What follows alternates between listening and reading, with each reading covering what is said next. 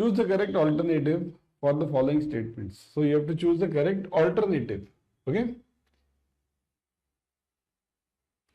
Firms need to collect and analyze the data pertaining to marketing for. Why do they need to collect the data? Okay. For number one, projecting the organization as a knowledge oriented, enabling the top management to keep control over the sales force, taking the required steps for effective marketing of their products, for utilizing their information technology capabilities. So why do firms need to collect and analyze the data? Think over it. Enabling the top management, taking the required steps for effective marketing of their products, utilizing their IT capabilities. Yes? What do you think should be the answer over here? Why are we required to collect the data? Analyze the data. Top management, keeping this top management control, it's of no logic if you don't have business. Okay? The real answer is this. Correct. Third one. Let me see, many of you have given this only, because taking the required steps for effective marketing of their products, that is what is required, isn't it? For utilizing the information technology capabilities. Here, anything without sales is zero, isn't it? Your organization can't exist without sales. So important is sales.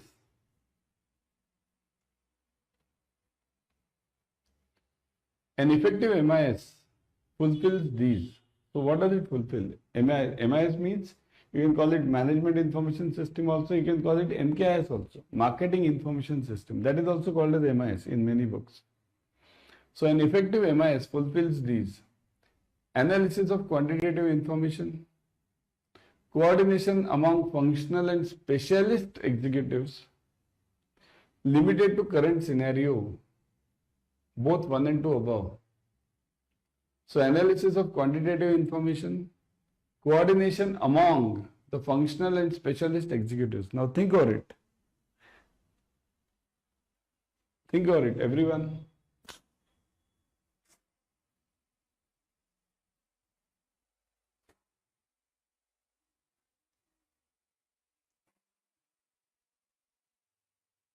It is both 1 and 2. Okay. Limited to current scenario. It's of no logic. Okay. Current scenario. Your MIS, your systems are for long term. Okay. So analysis of quantitative information, correct. Coordination among the functional and specialist executives. That is also correct. Right. If you have data and processed information, then it becomes easier for you also to contact the customers, to give them the right feedback. Isn't it?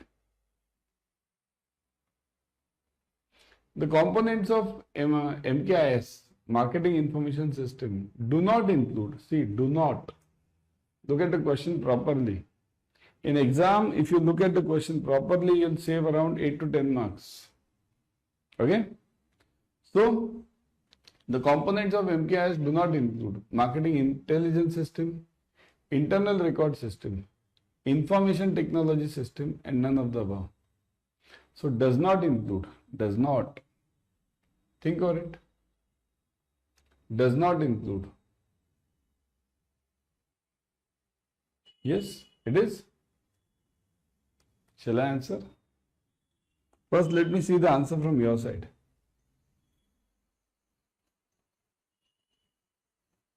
The answer is this IT, Information Technology System, does not include. There are 4 elements in any this marketing information system. 4 elements. Marketing intelligence, there are 3 for marketing only. One is this record system, then 3 are for marketing only. Intelligence, research, okay, marketing intelligence is there, marketing research is there, okay. So basically these are the elements. So information technology system is not the part of your MKIS. Okay, it's not the part. Got it? Who can tell me the 4 components? Okay, let's solve this only. Who can tell me the 4 components of MKIS? What are the four components?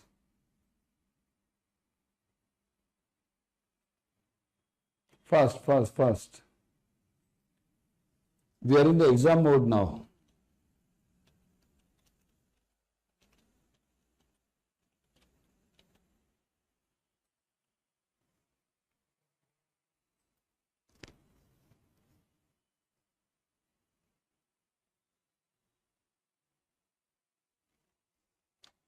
Yes, anyone? Yeah, let me see in the comment section. Yeah, these two are correct. Then one is more, marketing research. Research is one more. Research, marketing research. And last one is DSS, decision support system. Marketing DSS. So these are the four components. I told you three are for marketing. Marketing intelligence, marketing research, marketing DSS. And one is for internal records. Okay? So next. The ultimate users of marketing information system are, who are the users? Customers of the firm, competitors of the firm, decision makers in the firm, both 1 and 2 above.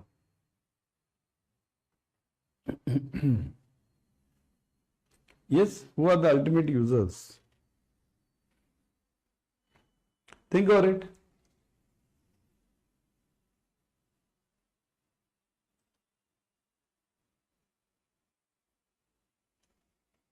Think, everyone think. Always we tend to give the answer both 1 and 2 above because we see this, we feel that it's both 1 and 2 above. But every time this might not be the case. See, the correct answer is over here. Decision makers of the firm. Why am I requiring, suppose if I am having this MKI system, is it for the customers? No. Why? What is the use of MKIs? To know my customer and sell my product better, to maintain the relationships with that customer. So that is for the internal use. Similarly, competitors. Why should I give my data to the competitors? Right? So it will be used by basically decision makers. Okay, got it? Read this.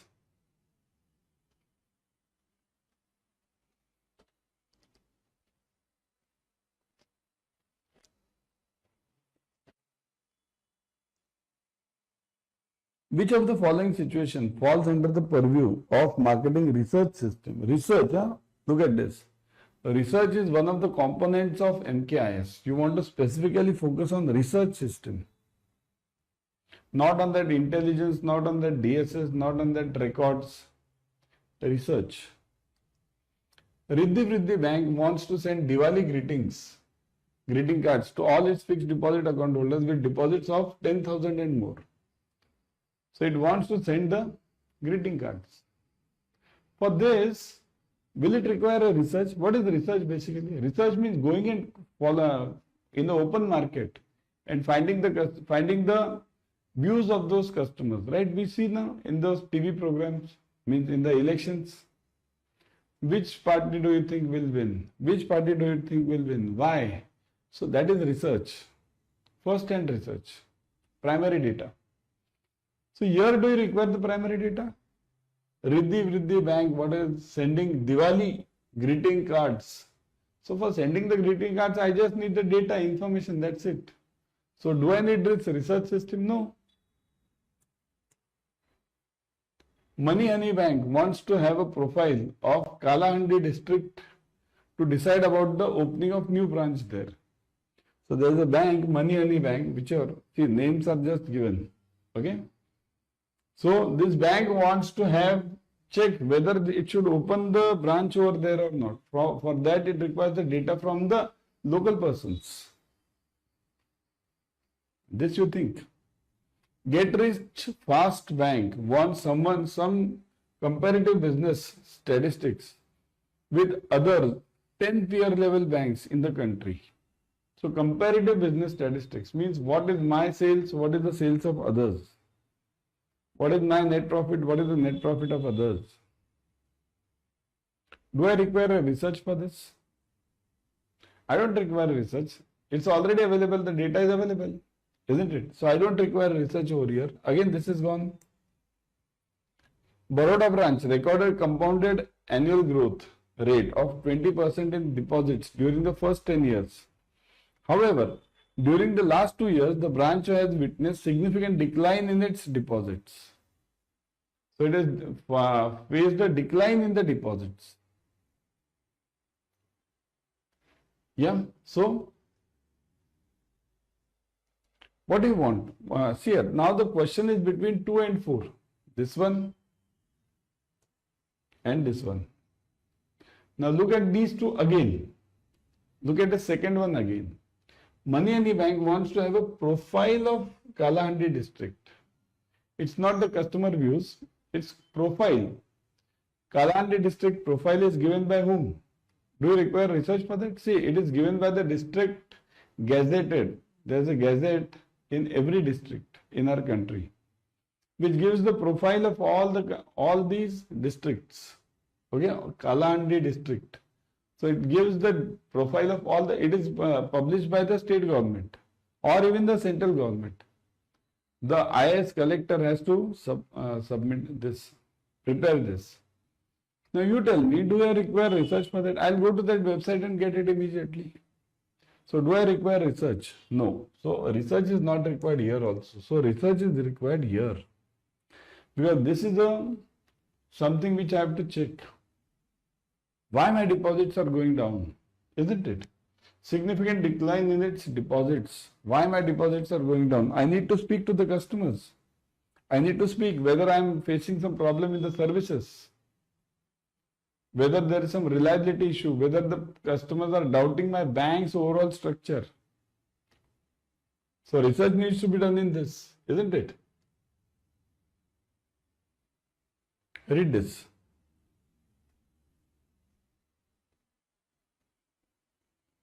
The purpose of computer usage in MKIS is primarily to. So why do I require MKIS? And computers in it. Why do I require computers in it? Generate reports, meet the specific user needs, retrieval of data for day-to-day operations. Generate reports, meet specific user needs, retrieval of data, and for day-to-day operations.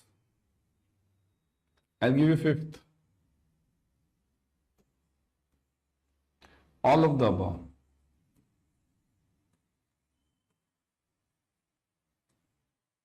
So why do you require computers in MKIS? Now let's check. Generate reports. Do you require reports in MKIS in your bank? Definitely you require it, isn't it? To meet the specific user needs. Whatever specifically for each customer, I need to have a separate plan, a separate marketing strategy so that I can win that customer. Retrieval of data. Whenever I require, the data should be easily available. Right? For day-to-day operations, all of them are true. So the answer is all of the above. Isn't it? Because computers are required nowadays everywhere. Means computers, we are in the next level of computers now, isn't it? State whether the following statements are true or false. Okay, whether they are true or false. Marketing information system is not concerned with the evaluation of information collected from either primary sources or secondary sources. Not concerned. MKIS is not concerned with the evaluation of information. Means if I get some information from primary or secondary sources. What is primary or secondary sources? See this, it's called as primary data and secondary data. Primary data means what? Primary data means whenever I go and speak to the customers, fill up the forms, get the forms filled. First hand data. Secondary data means what? Secondary means someone else has done this. I'll use that report, like World Bank report. World Bank has done the survey. I'll just use that. So that is secondary. So the question over here is, MKIS is not concerned with this, with the evaluation of information. Is it so? No. So this is, let me see, comments. in the comment section. Yes, the answer is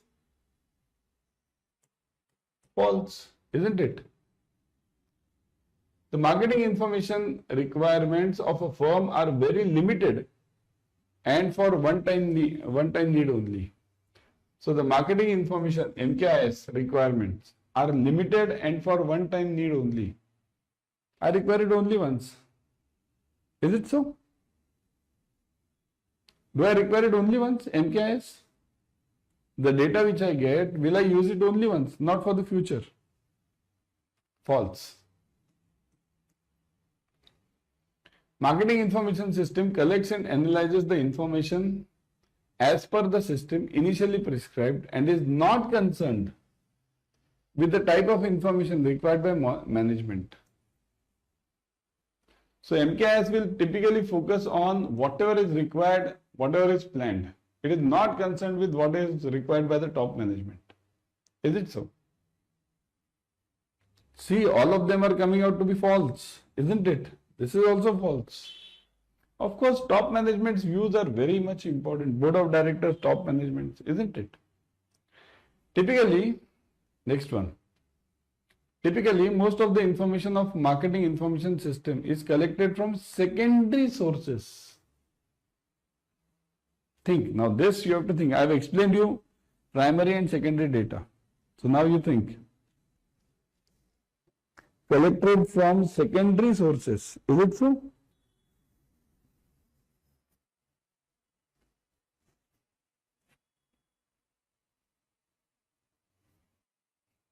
It is no, false. It is collected from primary and secondary, both. Consumer is of no relevance for marketing information system since almost entire information is collected from independent sources. No relevance. Consumer is not the focus. I'll do it on myself only. Forget the customers. He doesn't understand anything, customer, isn't it? Do I say that? False. Isn't it? False. So all are false over here. Check these. Again read this. Again read all of them. Very important ones. Again read them. All of them. Very important ones. I'll give you 2-3 minutes.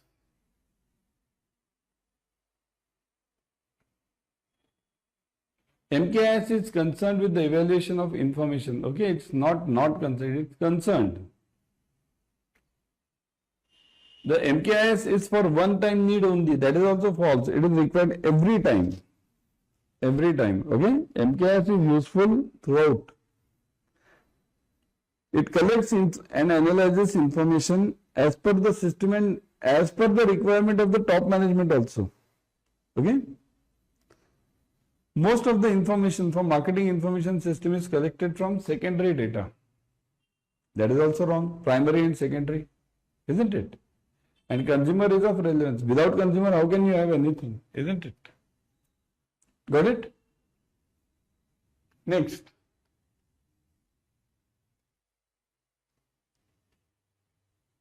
Again, supercomputers are used in MKIS. Say true or false. Supercomputers are used in MKIS. Is it so? What is supercomputer? Fast. Speed. Speed is supercomputers. Now everyone requires supercomputers. Now forget in fact supercomputers. We are stage ahead of it now. Supercomputers are of typically for that level only, that desk only, or that region only. Nowadays we are in cloud. Cloud is much faster than supercomputers. Okay? So it is true. Interbranch communication makes the hypertext, hypermedia technologies makes use of. So interbranch communication makes use of hypertext and hypermedia technologies. What is hypertext? You know HTML. HTML on which your software is there, on which your apps also there. Websites are there. HTML, that is the base. Hypertext markup language. We make use all your, basically any of your data, whatever you do, WhatsApp, whatever you do in your computers, somewhere it's related to hypertext. Okay, so true. MKIS deals with integration of organization strategies and decision making process.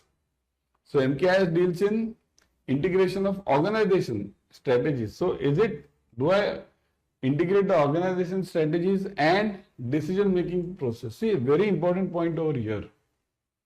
Kindly note your organization's overall policies. Okay, overall policies. See, important is always policies. What are the policies of your organization, company? Based on that, the decision making process will be there by the senior management. This is called as DSS, decision support system or decision making process. So your DSS or your decision making process will always be adhering means sticking, adhering to the policies, broad policies. See, it's like this. If you have, some of you might have done your MBAs, right? You have the classification of planning, right? Purpose, objective, strategies, principles, right? Then you have rules, regulations, all these.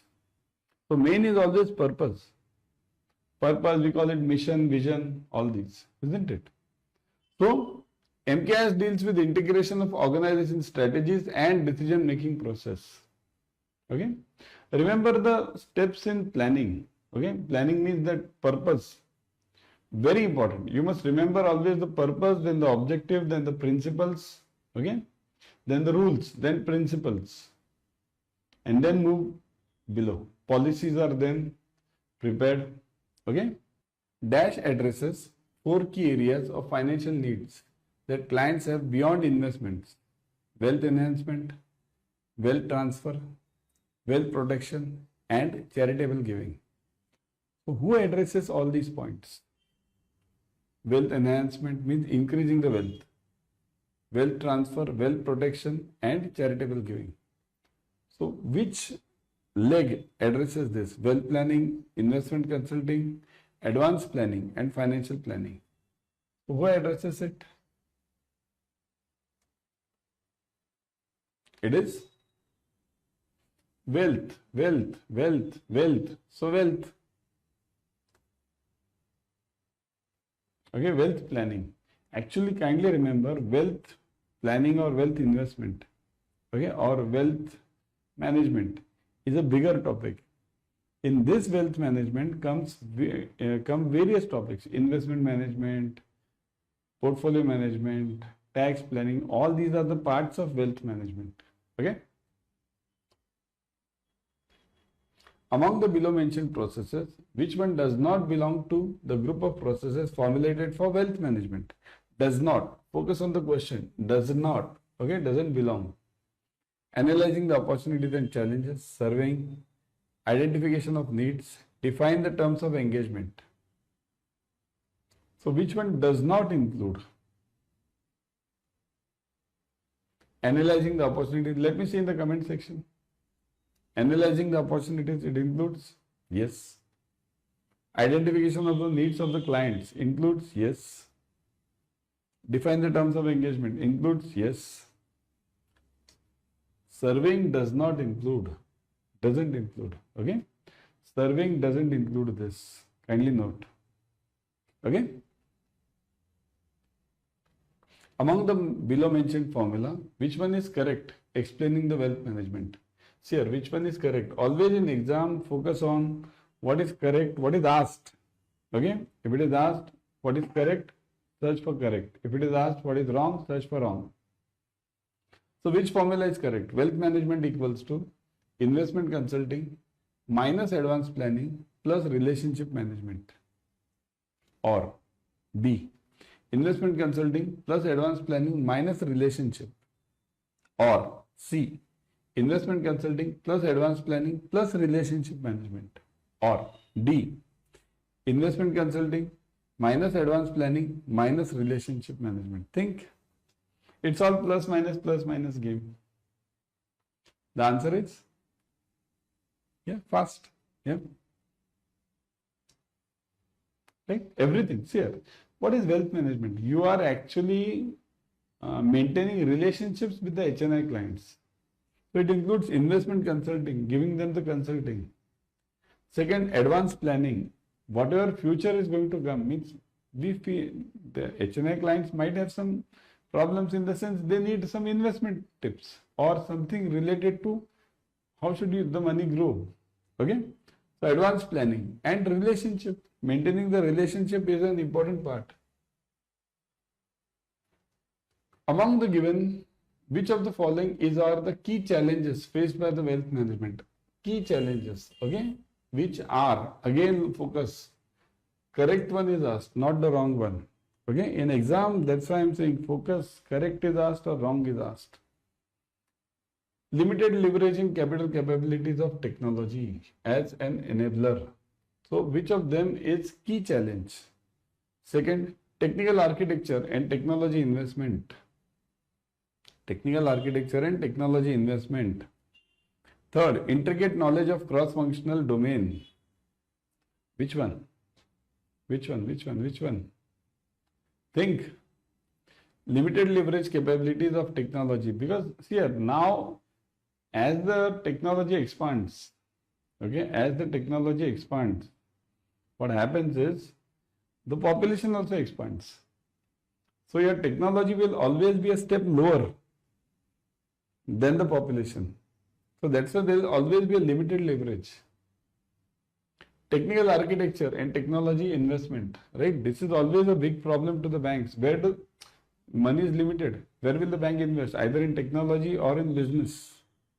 Both the things are a problem over here. Intricate knowledge of cross-functional domain, that is also important, because bank employees have a serious tendency, what? They know only their desk.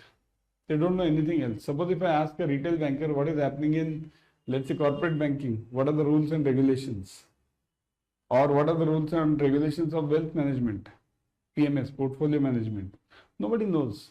Cross-functional knowledge is of scarce, and that is a big problem in banking. Okay? So all of the above.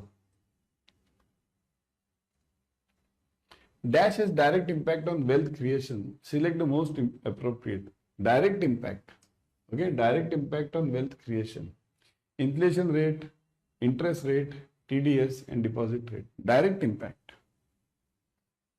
Who has a direct impact on your wealth? What do we say always? बहुत ज़्यादा है, huge. महंगाई, inflation. बाकी जो कुछ बचा हो महंगाई मार गई. Remember that song? Manoj Kumar, some रोटी कपड़ा और मकान. Okay? बाकी जो कुछ बचा वो महंगाई मार गई. Inflation. See here, let anyone cry about inflation. Inflation is going to increase, means it should be in the controllable level. Kindly understand one logic from financial angle. If your inflation is too low, then also it's serious problem. In many countries in Europe, the inflation is too low. In USA also, inflation is was hardly. Now it's also going up. It was hardly 0.5%. But because of inflation, what happens? People work. If there is no inflation, people don't work. That is a big problem with the countries. So inflation should be in a controllable level. It should not be too high also. In our country, inflation is controllable. WPI is almost at a zero level, and CPI is roughly at around 3.5 to 4% now, since last 10 years. Okay? So inflation rate has a direct impact on the wealth creation. In the balance sheet of Mr. Tauri, who is doing a corresponding management degree in financial wealth management, he has made deductions of rupees 45,000. Okay, let me see this properly. Yeah. So in the balance sheet of Mr. Tauri, who is doing corresponding management degree in financial wealth management, he has made a deduction of 45,000 under section 80E. Mr. Vivek, who is the manager of Nationalized Bank, willing to know that he has made the deduction for which cause? Can you help Mr. Vivek that Mr. Tauri has made the deduction for which of the following purposes? So basic whole purpose is simple. The whole logic behind this problem is The whole logic is what? The whole logic is what is section 80E? Simple. Okay? What is section 80E? It's that simple. Interest on education loan, pension contribution, exemption from capital gains on sale of any asset other than housing property, and exemption on sale of housing property on reinvesting in specific bonds. What is this? 80E. Sale of housing property on reinvesting in specific bonds. You have to remember these sections, okay? Because these are not that simple. These are tougher ones, okay? So whichever are applicable, I'll tell you in the paid classes. So join the paid classes also, okay? Among the below given statements, which of the following is an incorrect statement about private banking? Now look at this, incorrect. Okay, so which is it? Private banking refers to providing banking, investment and other financial services to private individuals investing in sizable assets. Private individuals means individual, normal customer who is investing in sizable assets. Sizable means big amount. The term private refers to customer service being rendered on a more personal basis than in mass market retail banking through dedicated personal bank advisors. Private banking doesn't offer services such as wealth management, savings, inheritance and tax planning for their clients. Doesn't. A high level form of private banking is often referred to as wealth management. Which is the correct one? You want incorrect, and private banking doesn't offer these services. So this is the incorrect one. Remaining all are correct. Private banking refers to providing banking investments to sizable assets. HNIs, because that's where private banking is there. One thing you always note, you guys, everyone should note this. When we say private banking, it doesn't mean HDFC Bank, ICICI Bank, IndusInd Bank, private banks. Private bank is different than private banking. Private banking means it is offered through nationalized banks also.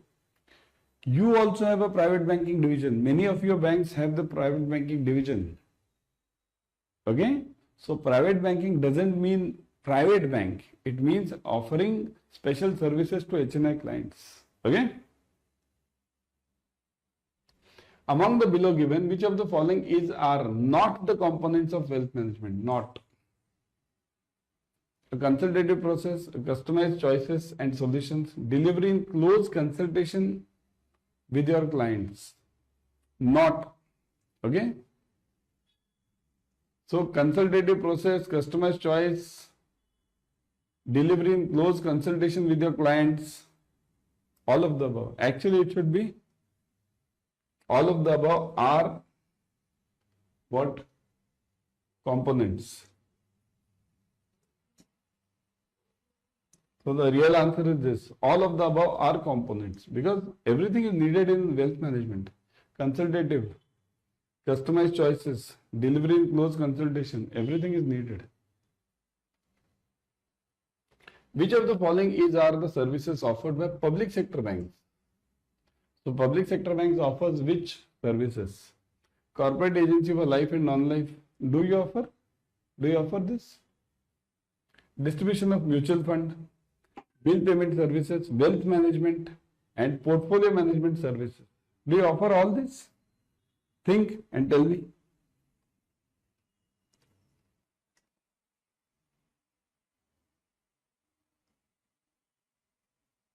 Yes? Does your bank offer all these services?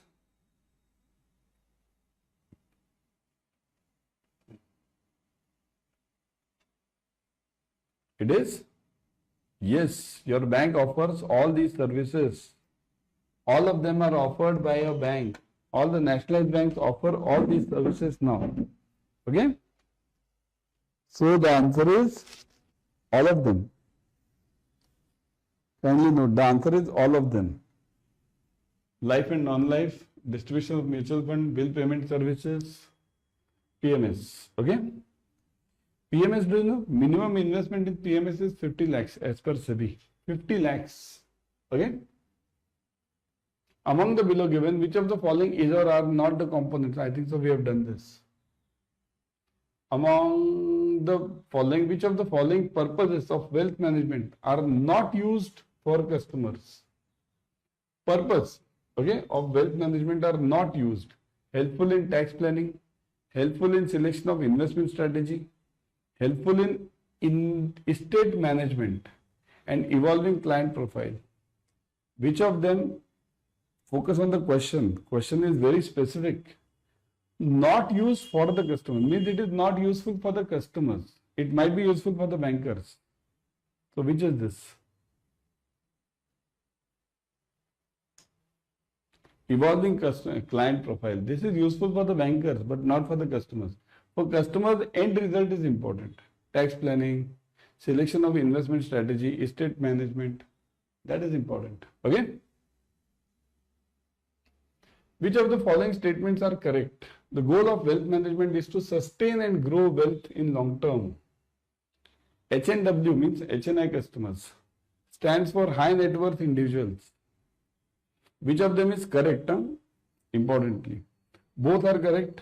Only one is correct, two is correct. None of the statements are correct. Think.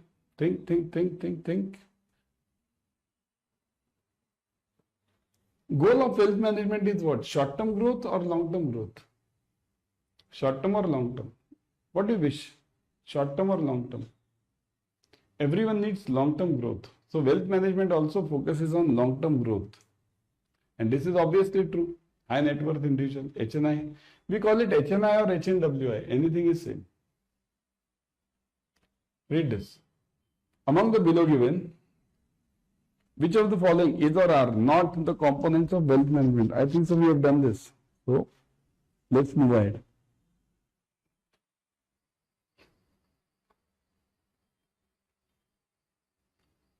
Among the below given statements, which one is incorrect in context of wealth management? An industrialized wealth management process involves only counseling to the clients to better manage their financial circumstances and or more effectively develop the opportunities in the financial lives. So industrialized wealth management process involves only counseling to the clients to better manage their financial circumstances and more effectively develop the opportunities. So industrialized wealth management, it is to the HNIs again, companies. Wealth management advisors, what do you want? Keep the focus. Incorrect. Wealth management advisors offer client solutions designed to fit the full range of each client's needs. Right? Think. You want the incorrect one. Wealth managers provide their services by working closely with the clients on ongoing basis to identify their specific needs and how these needs change over time and design solutions around these needs. Think. And last one, think of this. True wealth managers continue to help their clients make smart decisions regarding their money over a period of time. Which one is incorrect? Okay. Which one is incorrect?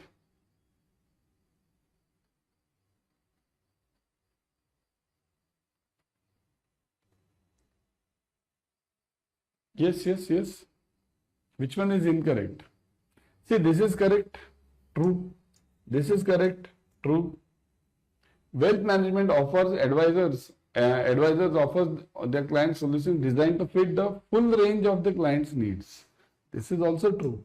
So obviously this is incorrect. So this is your required answer. Why this is your required answer? What is there in it? It is correct. What is wrong in this? Counseling to clients to better manage their financial circumstances and more effectively develop their financial opportunities in their financial lives. What is the industrialized wealth? Is there anything called as industrialized wealth management? No. Okay. It's only wealth management. It's only wealth management. Okay. Among the below mentioned matches, which of the following is not correct full form? Not the correct full form. Okay? Not the correct full form. Floating rate bonds, FRBs.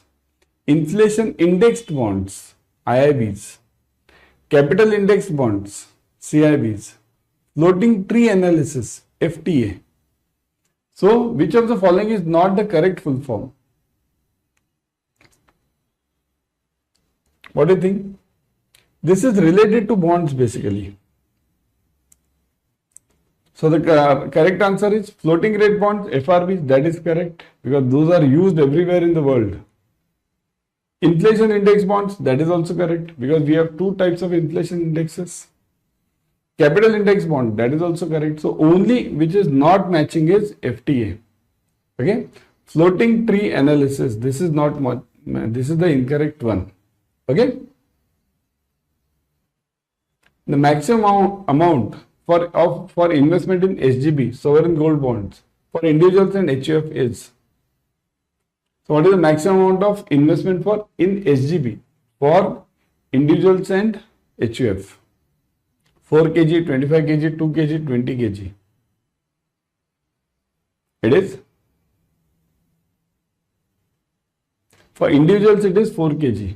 Individual HUF. Okay, that is 4 kg. If you are a trust, then you have 20 kg. For individuals, it is 4 kg per year. See, this is all per year. Per year. Okay, you can make the investment per year. 4 kg. And that is also in SGB, sovereign gold bonds. It's not for real gold. Real gold you can buy any amount. If you have money, obviously. Isn't it? So,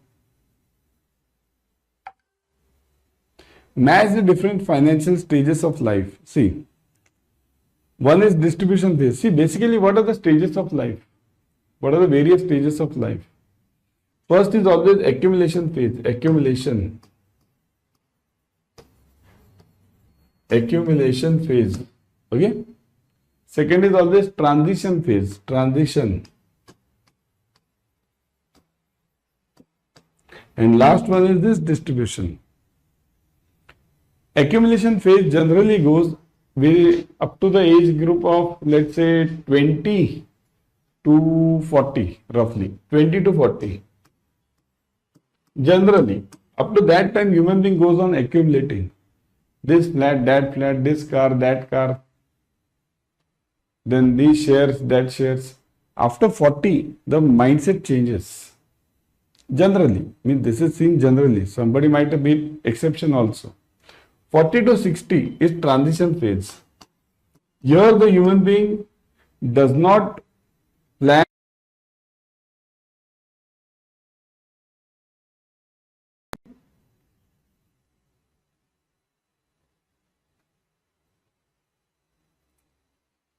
Now let's solve some other questions.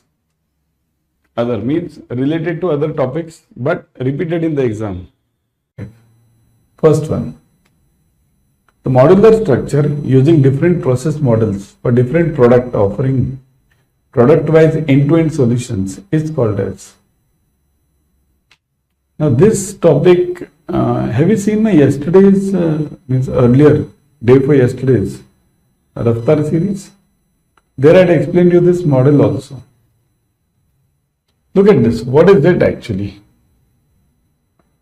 The modular structure using different process models for different products, offering product-wise end-to-end solutions. Understand the two important words over here. Different process for different products, offering product-wise end-to-end solution. Product-wise. So everything over here is focusing on product.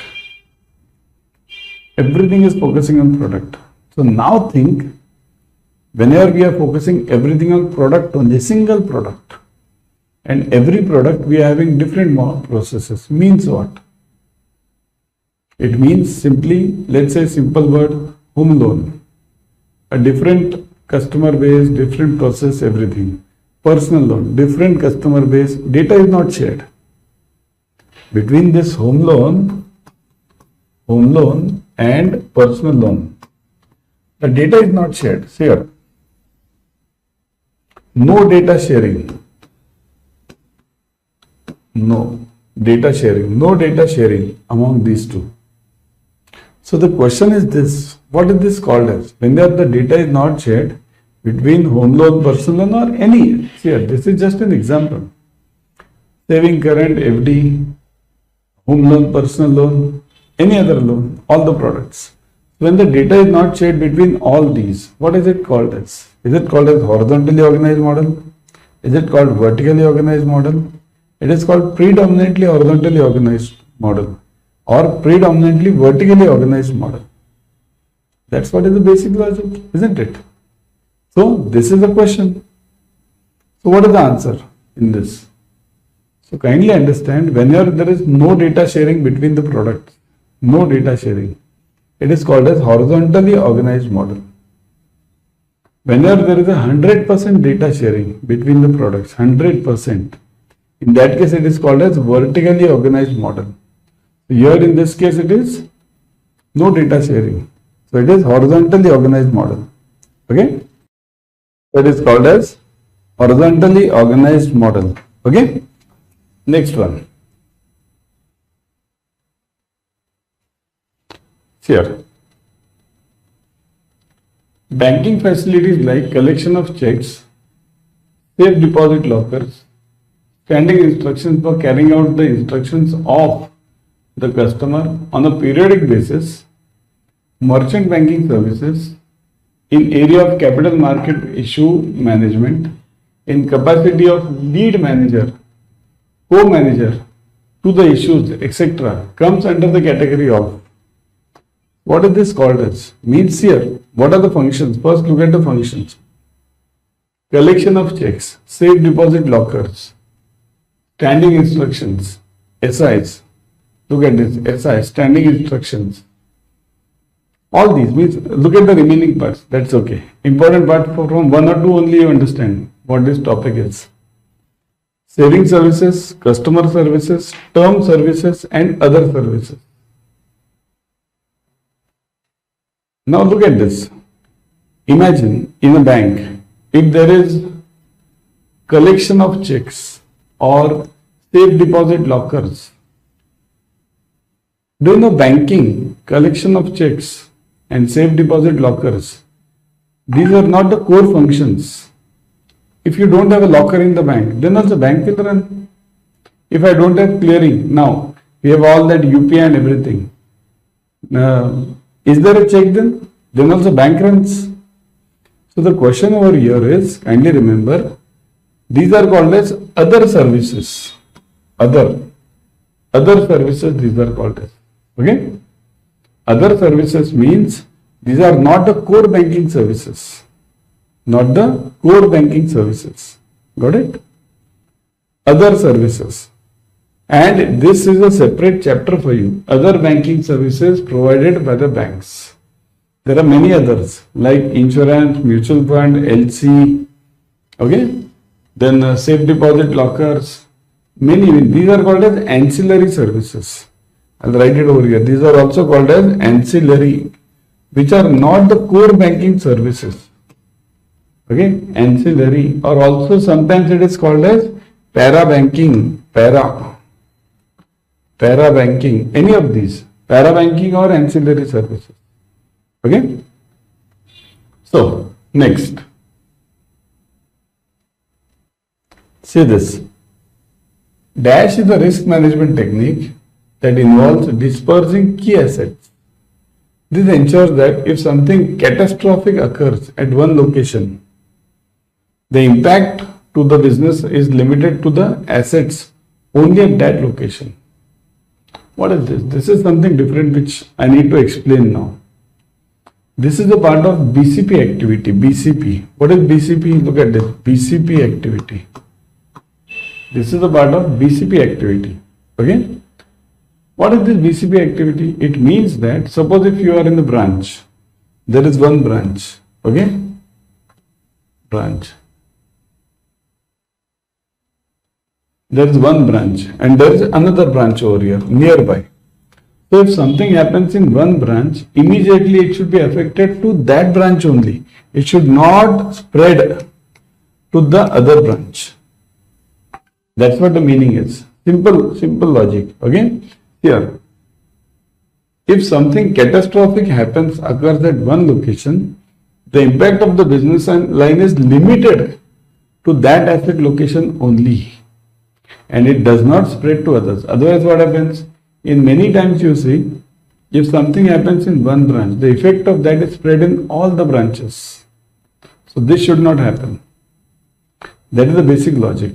Okay. So the point over here is it should be limited to only one axis. Now this is mainly in this internet banking age, IT age. Means I'll tell you one more implication of this. Major implication. Suppose if, let's say, I'm having a server of at any bank branch. Okay. Let's say I'm having a server at any branch. Now imagine if something happens to that server. Means at head office I generally keep that server, right? And also in every branch there is a server, isn't it? Generally. And the main server is in somewhere head office level or some location. Now imagine something happens to this main server. The whole data of the bank will go. So that's why we keep the backup server. Backup. This is called as a backup server. Backup server. So backup server is an important part in any big bank nowadays. Without backup server, you can't function like this, function as such, isn't it? Tomorrow if something happens to this, it should be limited to only this location and it should not spread to other location. Okay, that's why we keep various types of vaults. Okay, vaults means not physical vaults. Okay, we give various types of this securities as such, online securities. Okay, so this is called as what? Whenever you keep separate this location from the other locations, it is called as what? Avoidance, loss prevention, loss reduction, and separation. So now answer almost I have gave you. It is separated. So separated means it will be separation. Okay, separation. Got it? Which of the following statements are true? Statement 1. Lack of trading gives fixed deposits a sense of stability. So lack of trading means there is less trading in the market, means liquidity here. Here it means lack of liquidity. Liquidity means what? Lack of funds. Let's break this. This is lack of funds in the market. More investment avenues in the market. It gives rise to what? Fixed deposits as a sense of stability. Statement number 1.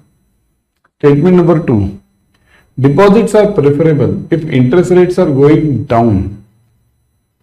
If tomorrow the interest rate starts going down, will the customer prefer FDs or will they prefer something else? Now out of these two statements, which one is true? That's what we have to find out. So lack of trading gives FDs a sense of stability. Will this happen?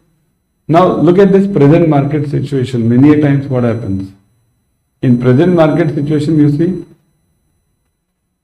markets are going down, mutual funds are going down, shares are going down. So what happens in this case? In this case, lack of trading is there. What will people prefer? A stable investment. What is the stable investment? Stable investment avenues are FD. It's not only FD, there are various other avenues. FD, generally I'll tell you, FD, gold, and property. Okay, means land, building, anything. Property. So these are known as stable avenues. So lack of trading will give rise to FDs, a sense of gives rise to more investments in FDs. So statement 1 seems to be true. So this is true. What about statement 2? If the rate of interest is going down, will people prefer to invest more in FDs or will they prefer something else like markets, stock markets? So which statement is true over here? Both the statements are correct. Statement 1 is correct, 2 is correct, none of them are correct. It is statement 1 is correct, 2 is not correct. Okay. So statement 1 is correct. Got it? Next. Dash model provides functionality across the products with customer database orientation. So across the products, across, just now I gave you the idea. With customer database orientation. Customer means what? Understand what do you mean by customer database orientation? It means common database customer. One customer's data can be accessed by, let's say, home loan, let's say personal loan, let's say savings, let's say current, everyone. All of them will be able to access the same customer database.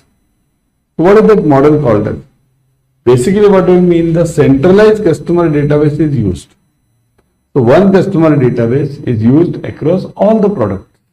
What is that called as? Horizontally organized, vertically organized, predominantly horizontally organized, and predominantly vertically organized. What is it called as? It is called as, think over it, everyone. Just now I give you what is the answer? Everyone, think over it.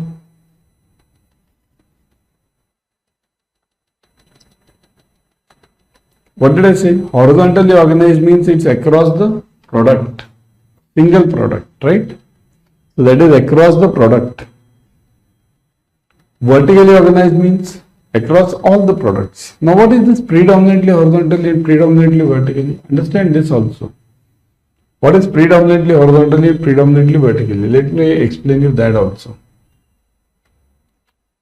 Here, horizontally organized, the data sharing is, this is horizontally organized, the data sharing is 0%. 0. So, across the products. Saving data is not shared with current, current is not shared with FD, nothing. With home loan, personal loan, no data is shared. And vertically organized, the data is 100% shared. Means they have a common customer database. So now, what is predominantly horizontally? We are slowly moving towards it. So this 30% of the data is shared. Then it is called as PH, predominantly horizontally organized. Then we move ahead. 70% of the data is shared. 70%. Then it is called as PV, predominantly vertically organized. So what is happening? We are moving from 0 to 30 to 70 to 100. This is what we are moving on. Okay. Here what happens in vertically organized, very important point you remember. In vertically organized, the data is common, so you can do major outsourcing over here. Here you can do some majority outsourcing. Here you can do full outsourcing. Here you can do some part of the outsourcing. It starts. In horizontal, you can't do any outsourcing. Okay. So this is the difference between this horizontally organized, PH, PV and vertically organized. So the answer over here is centralized customer database. So it is vertically organized model. Okay. Real estate is inherent growth asset, income asset, defensive asset, safe haven asset. Inherent. In the long run, what happens to real estate? Your grandfather had purchased a house at, let's say, some amount. Today that house is costing crores. Why? Because in the long run, kindly note, real estate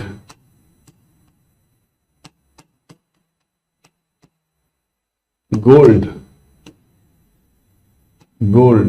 okay, real estate, gold, and basically these two are considered as growth assets. In the long run, they will always grow. They will grow like this. See here, in the long run, they are always growing. Okay. Same thing you'll note in gold also. Gold, you anytime you see, it will never fall back to the original levels. Okay? It generally moves up by 20%, goes down by 5%. See this. From here, in the longer run, it will move up by 20%, go down by, let's say, 5-10% over here somewhere, and then again move up. So gold, even real estate. Real estate is generally, whenever you purchase any real estate, it is never, you never sell it at loss. Understand this. Suppose if I purchase a flat for, let's say, 50 lakhs, let anything happen, I will not sell it less than 50 lakhs. You may say market price is down, market is down, everything is down, this is down, but I will not sell. Okay? So, the point over here is, kindly note, real estate is generally considered as a growth asset. Okay, growth. Okay? Which is a defensive asset? Defensive means basically FD. Here, what are the defensive assets? FD, bank FD, debt funds, DBT debt funds, liquid funds,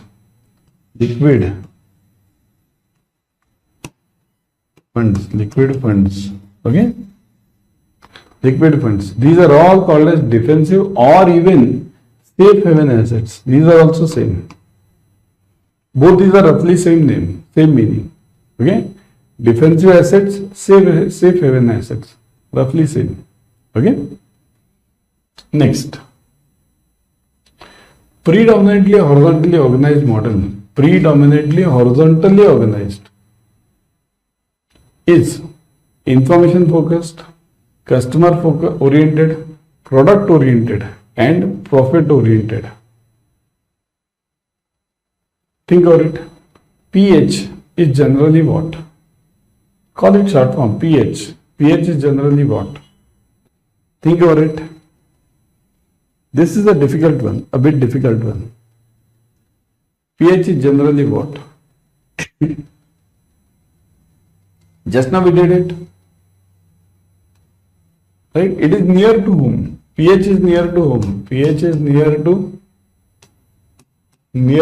It is near to H horizontally. And PV is near to predominantly vertically. It's near to vertical model, which is 100% data sharing. This is 0% data sharing. And horizontally organized data, this model is generally product oriented. This is product oriented. Product. And this vertically organized is almost this customer oriented. Customer. This is generally customer oriented. Okay? So if PH is near to horizontal, it will be what? Information focused, customer focused, product oriented or profit oriented. Yeah? Which one is it? Think. It is product oriented. Got it? Firstly, share it with your friends, all of you. Like this channel, like this video also. Okay? Let's move on. Which of the following are the important factors that the bank take into account for pricing of products and services? Read it properly. Okay? Because important points are covered over here. Which of the following are the important factors that the bank takes into account for pricing of the products and services? Market dynamics, risk perception, return expectation, resource position, and customer profile. So, what do I mean by this? Pricing of products. See this. Here we mean that pricing of products means here we are talking of loan rates and deposit rates. If my loan rates are too high from the market as compared to the market, nobody will buy my product, isn't it? If my deposit rates are too low as compared to that of the market, nobody will buy it, isn't it?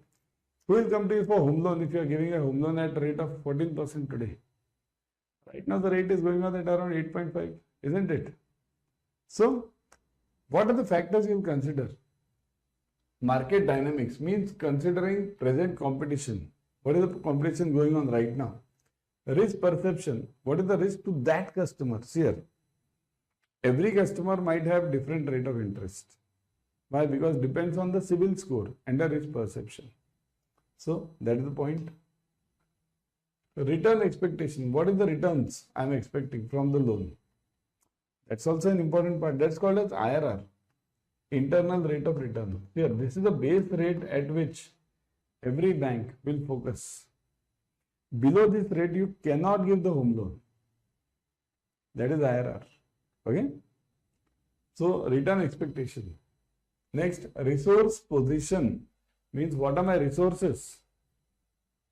Basically, you mean salaries and other structures, everything, your cost and customer profile. After all, see this. These two are related, isn't it? B and E are related, these two.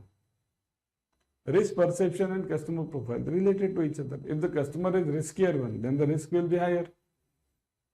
So what is the answer for this? Let me see in the comment section. It is A to E all. Okay? A to E all of them. Got it, everyone? Let me see who all have got correct. Just type yes in the comment section if you have got it correct. Everyone. Okay? Which of the following is a better solution in case of inadequate retirement corpus? The retirement is getting closer for the individual. My God. Means what is the question? Inadequate retirement corpus means I am not having that much money right now. I am here about to retire and I am not having that much money. It can be anything, PF, gratuity or my personal savings. I am not having that much money. And retirement is coming closer now.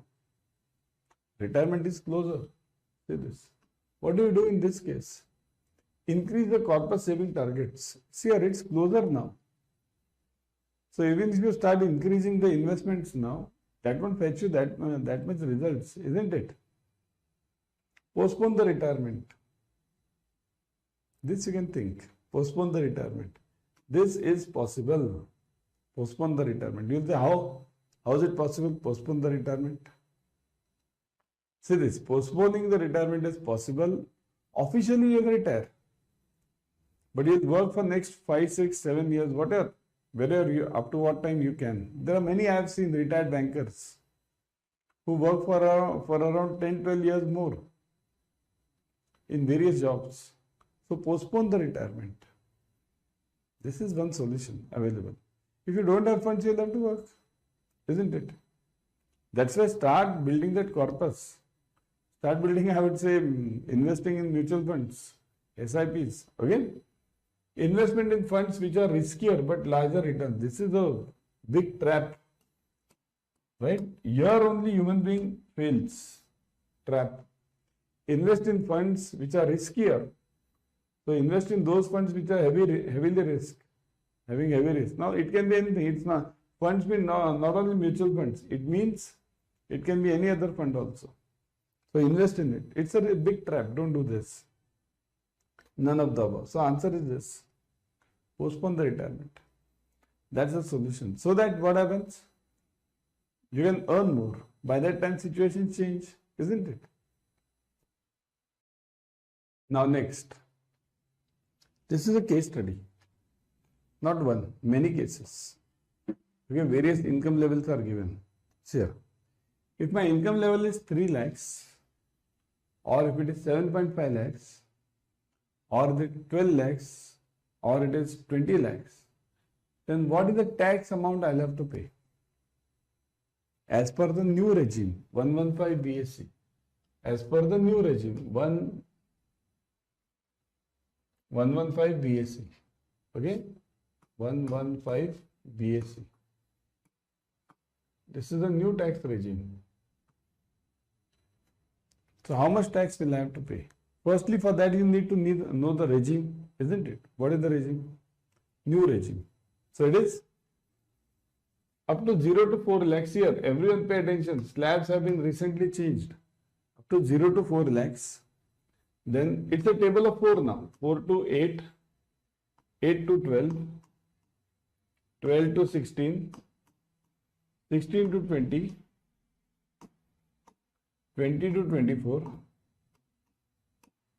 sorry, 24, and about 24. 24. Everyone pay attention. These are the tax slabs. Okay, these are the tax slabs. Everyone pay attention. Okay. And what are the tax rates then? What are the tax rates? What are the tax rates?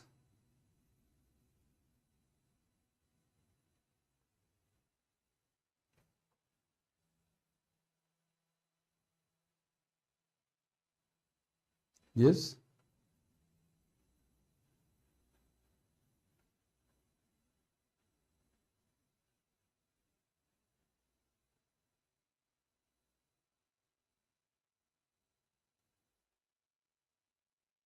It is, see this, it will be here, this is table of 4 and this is table of 5. This is table of 4, this is table of 5. So first 0 to 4 nil, 0, then 5, 10, 15, 20, 25 and 30. This is a simple tax structure. Okay, table of 4 and table of 5. And one more point, up to 12 lakhs, even though the percentages are given, these are all percentage, okay, up to 12 lakhs, even though the percentage is given, but then also it becomes 0 because government has given a special rebate, 0 tax, okay, so it will be 0 over here. So up to this part, 0 tax. You get a rebate over here. Plus if you have standard deduction. So in standard deduction you get standard deduction. So that is allowed up to 75,000. 75k, that is allowed. Additional. 75,000 is additional amount allowed. So even if I have a taxable amount of 12,75,000, then also I won't have to pay any tax. 12,75,000. The 75,000 also added. Then also I won't have to pay any tax. Okay, because standard deduction is allowed, 75,000. Got it? So now the question comes is, my income is 3 lakhs. How much tax will I pay? Up to 12 lakhs it's 0. So this will be 0. If my income is 7.5 lakhs, 0. If my income is 12 lakhs, 0. So here you are getting 0, 0, 0 for all. Okay, 0, 0, 0 for all. Now the real test comes if my income is 20 lakhs. So in that case, what will you do? If your income is 20 lakhs, what will you do over here? So let me remove certain points over here now. This is not required.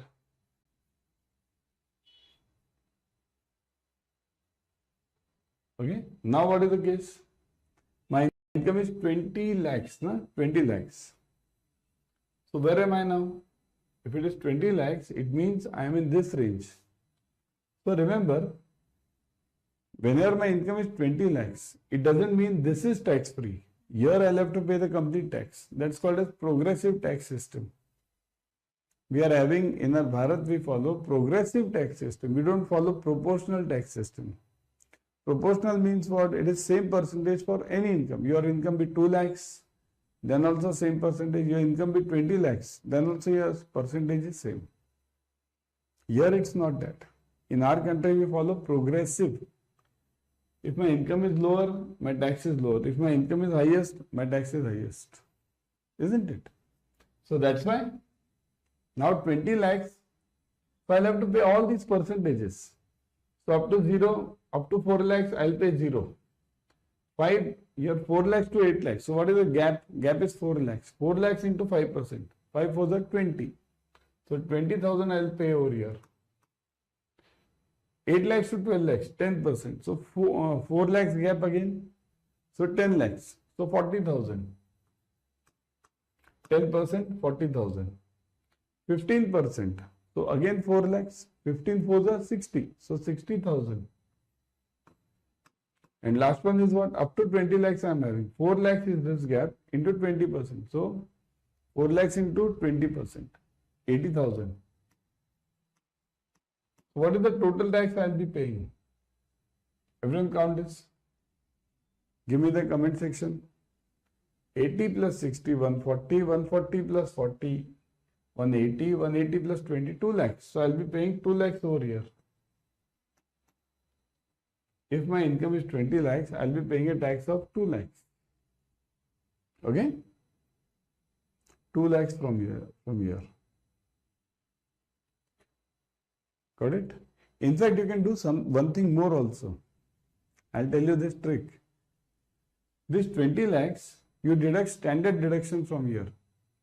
75,000. So that much your income, instead of being 20 lakhs, now it becomes 19 lakhs 25,000. Got it? If you do this 20 lakhs minus 75k, so it will be 19 lakhs and 25,000. So this much will be your slab. So last slab over here will be 16 to 19.25 lakhs. So 3.25 lakhs. So here your tax will reduce. 3.25 into 20%. So 32,500 into 2, isn't it? 65,000. So your tax will be saved by 15,000 over here. Your tax will be saved by 15,000. So how much tax will you pay over here? Then you will pay 1,85,000. So 1.85 lakhs. This much you will pay. If you use the standard deduction over here, standard deduction is always 75,000 maximum. Okay? Got it? Now you give me the answer. I'll ask you questions. Okay? Give me the income is 15 lakhs. So now you give me the tax. Everyone, give me the answer. 15 lakhs.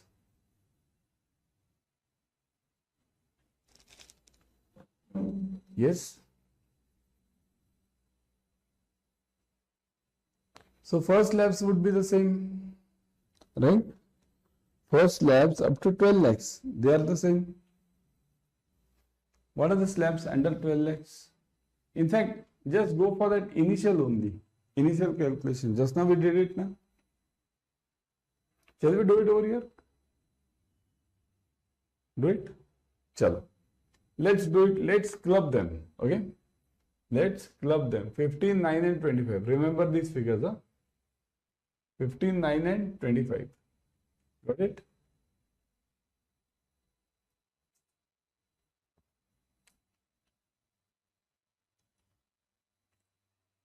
So let me write it closer. Let me write this 15 lakhs over here. Okay? So now let me remove this 15 lakhs from here. Now the slab remains the same. Say this. Everyone, pay attention. We'll draw the table. Okay? So 0 to 4. 4. 4 to 8. 8 to 12. 12 to 16.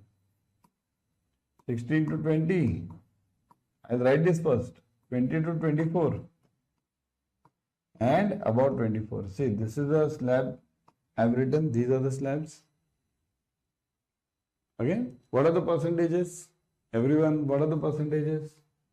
Table of 5. This was a table of 4. This is a table of 5. 5, 0, 5%, 10, 15, 20, 25, 30. Okay, these are the percentages. So now, these percentages will be, your income is 9 lakhs. So here you need not even calculate. 9 lakhs means what? Net 0. Up to 12 lakhs it is 0. So 0 over here. Right? You need not calculate this 5% and everything. Second one, 25 lakhs. So for first 4 lakhs, 0. 4 lakhs to 8 lakhs. It is the same figure earlier, what we had. 5% into 4 lakhs. 5 4 are 20. So 20,000. Similarly over here, 10% into 4 lakhs, right? 40,000. What is my income? 25 lakhs, huh? 12 lakhs to 6, all the slabs will come over here. 12 to 16, 4 lakhs, so 60,000. All the slabs will come over here. 16, 4 lakhs into 20,000, so 80,000, right? Then 4 lakhs into 25,000. 4 lakhs into 25%, not 1,000. 25%. 4 lakhs into 25%. So it is 1 lakh. So 1 lakh. And my income is what? 25 lakhs. So 1 lakh extra. So 1 lakh into 30,000. Okay, 1 lakh into 30,000. So it is 30,000. But now, the standard deduction is generally not used in your calculations. But if you use it, you'll gain 75,000. So your income over here from 25 lakhs, you can reduce this also. This income will be reduced to 24 lakhs 25,000. So this will be 24.25 lakhs. Why? Because standard deduction you have reduced. You can do this way also. Standard deduction you can reduce. So this will be not 20, not this about, it will be just 25,000. So 25,000 into 30%. So it is 25,000, 30%, 7.5, 7,500. So you'll save over here, 7.5K. So you'll save over here, kindly note, for standard deduction, you'll save over here. You would have required to pay 30,000, now you are paying only 7.5 thousand. So what is the total now? 1 lakh plus 80,000, 180, 240, 280, 3 lakhs and 3 lakh 7,000. So 307.5 lakhs. This much is the tax I will be paying. Okay. Next income is what? 15 lakhs. So now up to here it will be same. 0, 20, 40, 60. See, this up to here it is same. Because where am I going? No, here it will change. 16. No? So this will change because this is 3 lakhs only. 3 lakhs into 15%. So it will be 45,000. So this will be 45,000. This last part will be 45,000. 45. Okay, why 45? Because this slab is up to 16 lakhs, but my income is what? 15 lakhs only. So I'm having only 3 lakhs over here in this bracket. So now add this. Add this.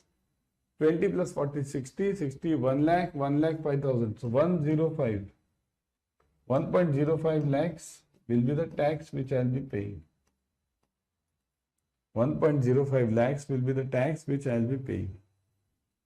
Everyone pay attention to this question. Very important. Huh? In fact, you can use that standard deduction again over here. So your income will be 15 lakhs minus 75K. So it is 15 lakhs minus 75K. So it is 14 lakhs 25,000. For this last slab, how much will you have? 12 lakhs to 14 lakhs 25,000. See, this will go get reduced. 12 lakhs to 14 lakhs 25,000. So this will be 2.25 lakhs. Yeah, 2.25 lakhs into 15%. Do it on the calci. 2.25 lakhs into 15%. Isn't it? 15, no? 15%. Do it, everyone. 2.25 lakhs into 15%.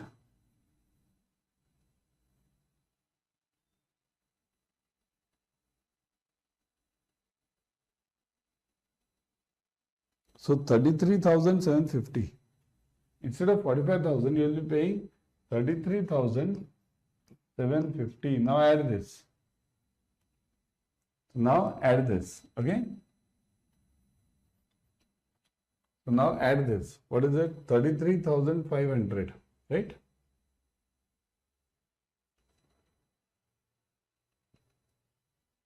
Yeah. So it is 33,500. 33,750. So 750 over here. Okay. So add this now. 40 plus 20, 60. 60 plus 30, 90. 93,750. So you have reduced this tax. Look at this, 93,750. So this much tax you will be paying. In exam, use standard deduction. If they give you the question, use standard deduction, because that is available by government. Means it's allowed by government. So you can also use it. Okay. Use this standard deduction. Don't miss this. Okay, everyone, got it? Customers choose a bank mainly on the following factors. Means why do customers choose the bank? Ease of doing business, quality of personnel and service, the range of financial services, and all of the above. Why does any customer choose a bank? Think of it fast. Why does any customer choose a bank? The answer is, let's move fast. Right? All of the above. The ease of doing business is the important part. The quality of personnel and service means how do you reply back? Okay? And the range of financial, what all products do you have? All these. In which of the following type of insurance policies relating to policy benefits cover on the death of the policyholder, the premium is very low?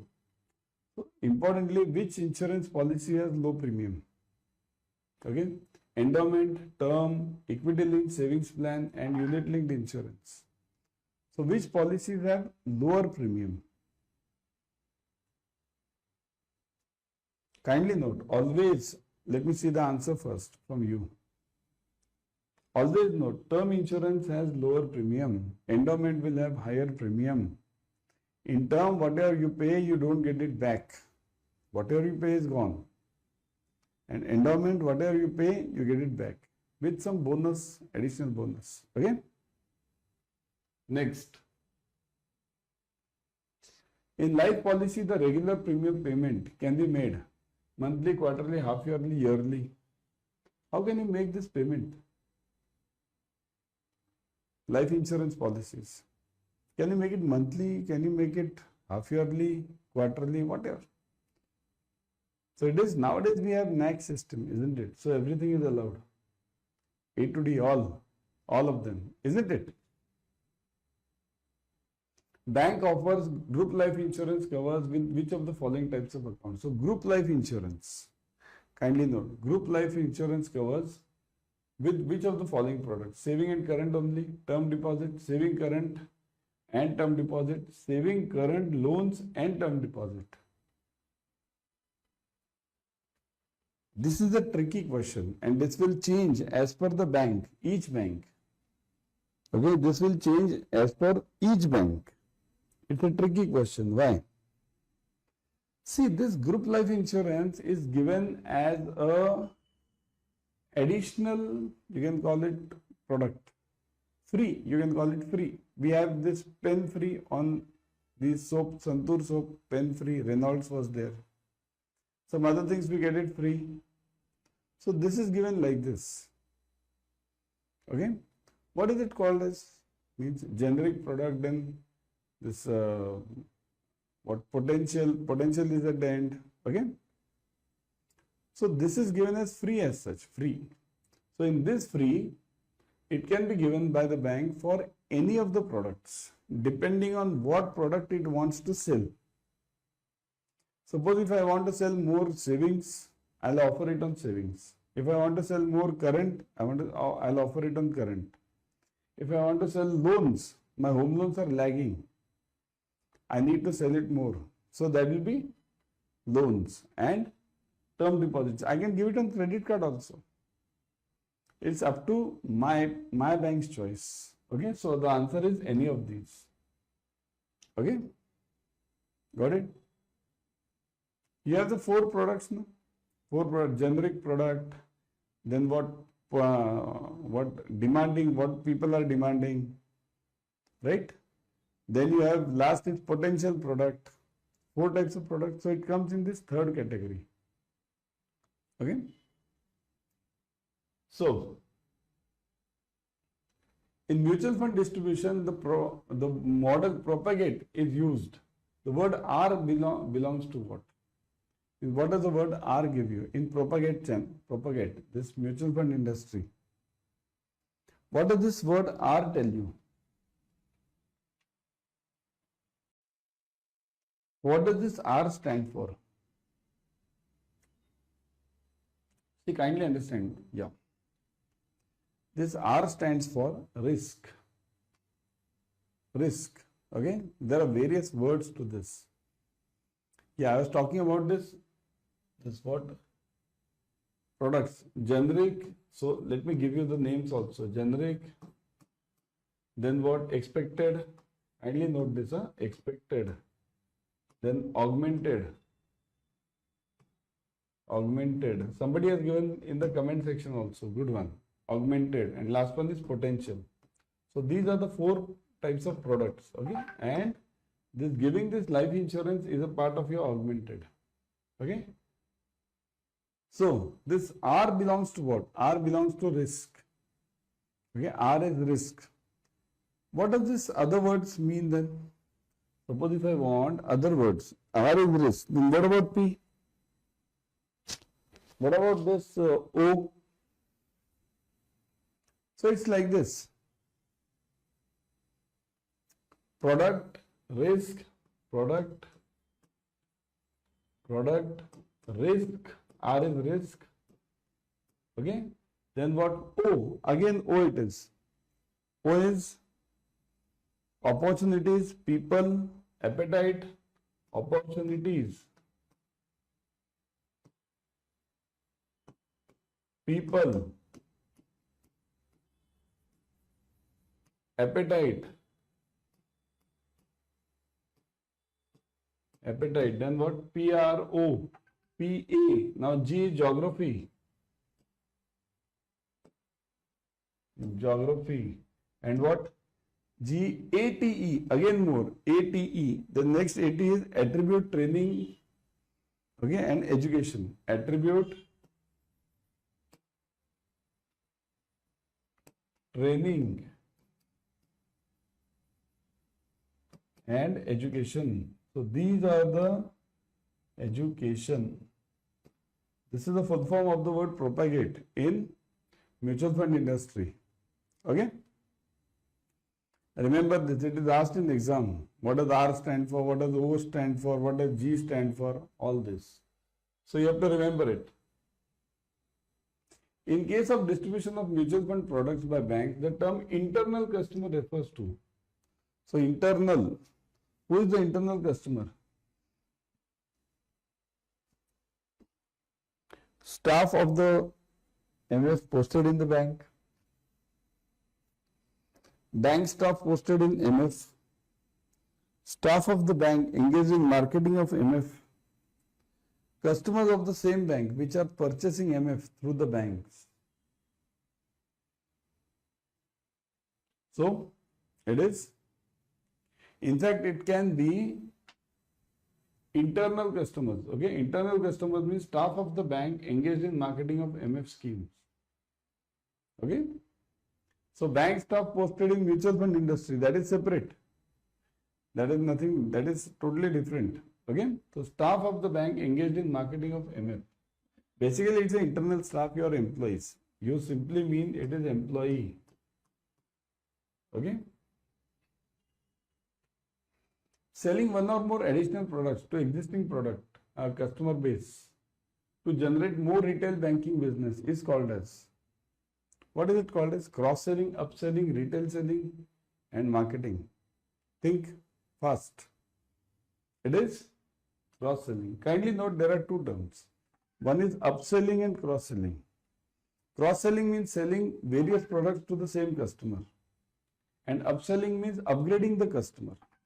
Okay, upgrading. So upgrading means what? This customer, if he is having a Jan Dhan account, I will upgrade him to regular account. So that is upgrading.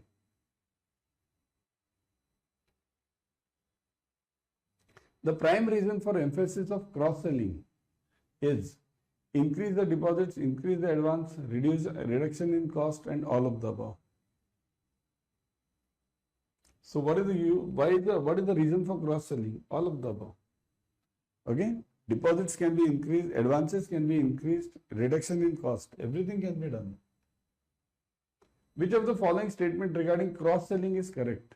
Acquiring new customer and serving existing customers has same cost. Acquiring new customer is cheaper. And C is what? Acquiring new customer is expensive and serving existing customer is cheaper, and none of the above. What do you think should be the right answer in this?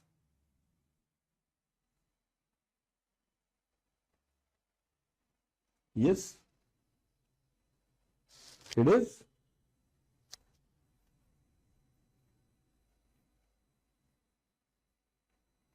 Acquiring new customer is expensive, whereas serving the old customer, existing one, is cheaper.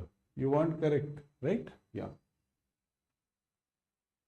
The process of converting paper shares and securities into electronic record is called as securitization, remat, demat, factoring. So I'm having some physical shares. I'll convert them into online and keep it in that account.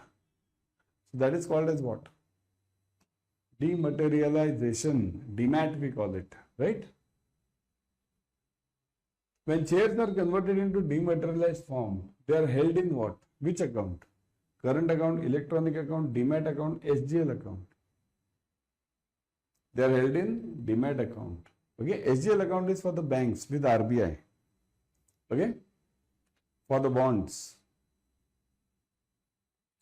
To open a demat account, which of the following documents can be used as a proof of identity? Passport, driving license, voter ID card, any of the above. Even Aadhaar is not mentioned. Aadhaar can also be done. So any of the above. Okay. Passport is allowed, license is allowed, voter ID card, and this. Okay. Aadhaar is also allowed. If a person wants to convert his demat securities into paper securities, then it is called as. Means I am having the demat shares now. Now I have to bring the paper shares. So that is obviously reverse, remat, rematerialization, isn't it? Which of the following is fee-based service which the banks offer to their customers? Collection of checks, safe deposit lockers, merchant banking services, portfolio management, and home loans. So which is the fee-based service which the bank offers to the clients? Is it collection of checks, safe deposit, merchant banking, portfolio management, or home loans? Many of you might be thinking collection of checks, where do we charge? But here we are talking of outstation checks. Now it does not exist, but this collection of checks was an important revenue source for the banks earlier. A to E all. Okay, A to E all. Now let's move on to some theory. Okay, theory of other financial services. Okay.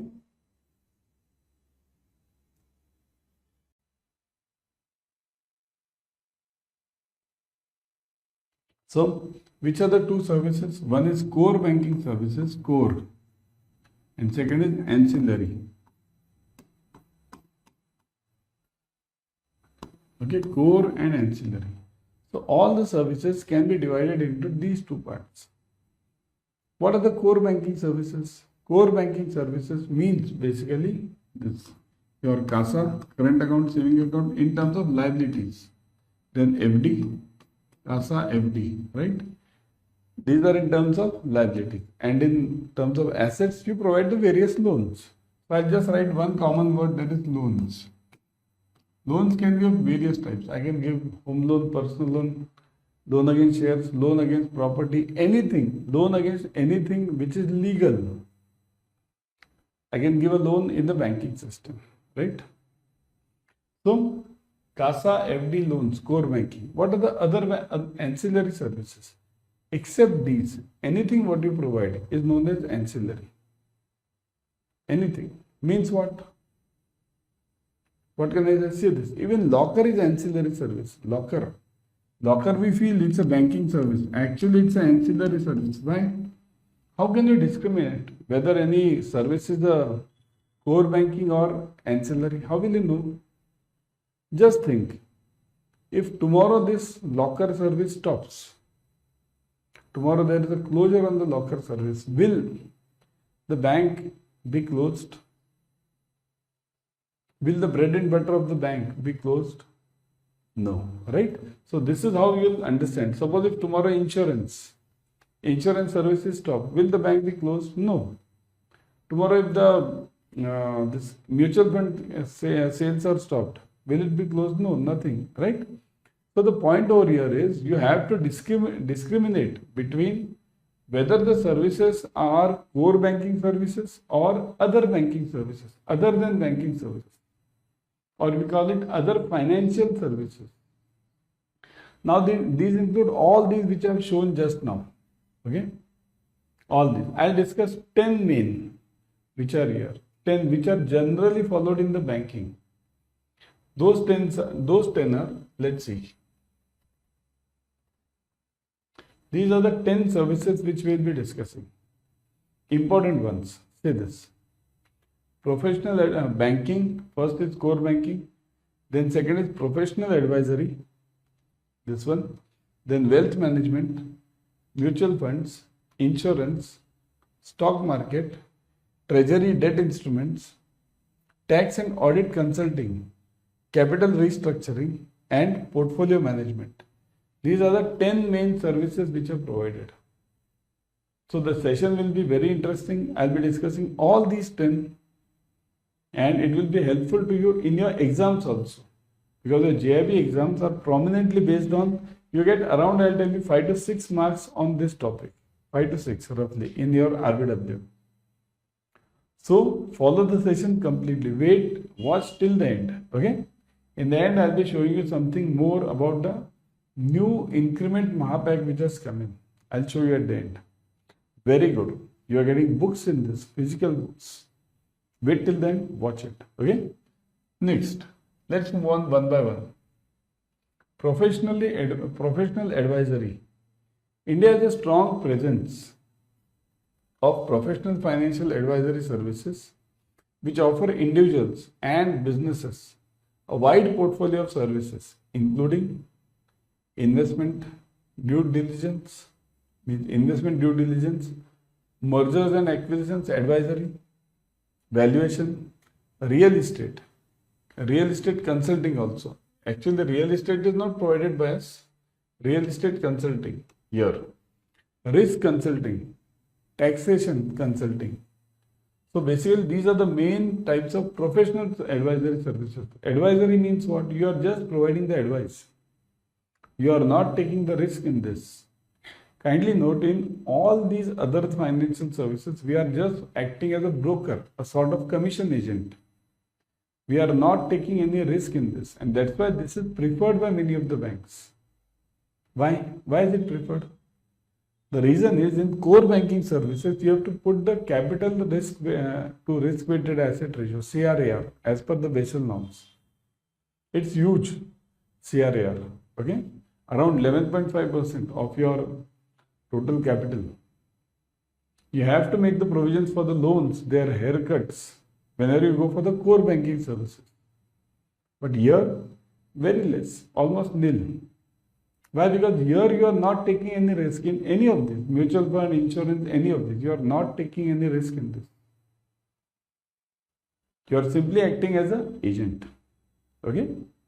So here, India has a strong presence of professional financial advisory services. We have here many professional services are available not only by banks, even NBFCs provide the same.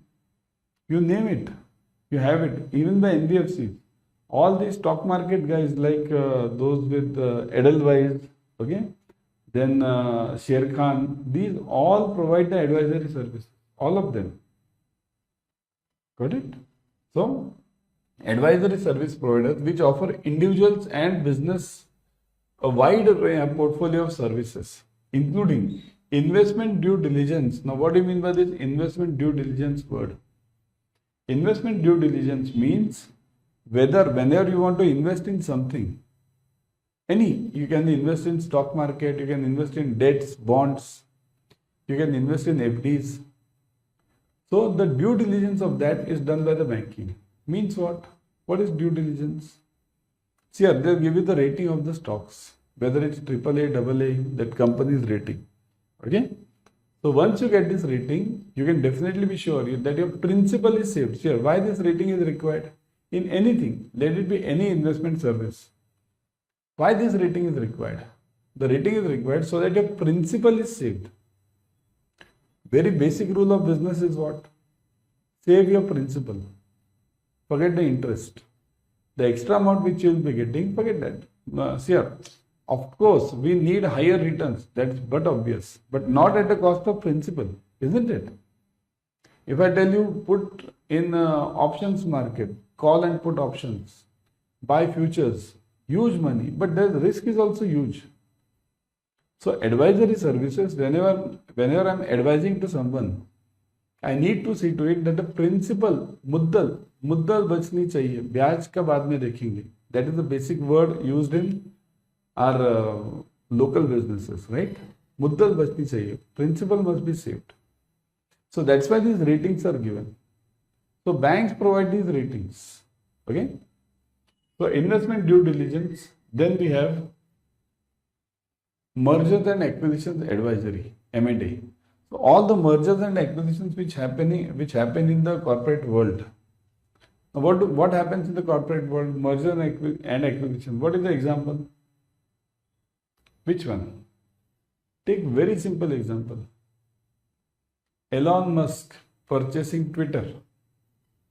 Elon Musk purchasing Twitter. Merger and acquisition. Acquisition it was. Elon Musk acquired Twitter. Okay. Then Tata buying this JLR, biggest company, car maker in UK. Tata purchased it, right? So Tata purchasing that. We Indians have purchased a lot in last 2-3 years. We are going on a M&A. Actually, we are drive.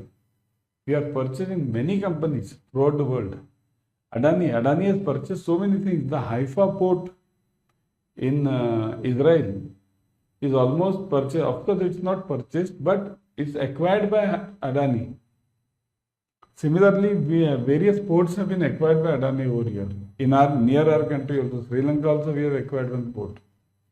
So acquisition means acquiring the ports, and ports means companies. How many mergers and acquisitions? Okay, give me one example of merger and acquisition in the comment section, everyone. Give me one example of merger and acquisition in the comment section, everyone. Let me see in the comment section.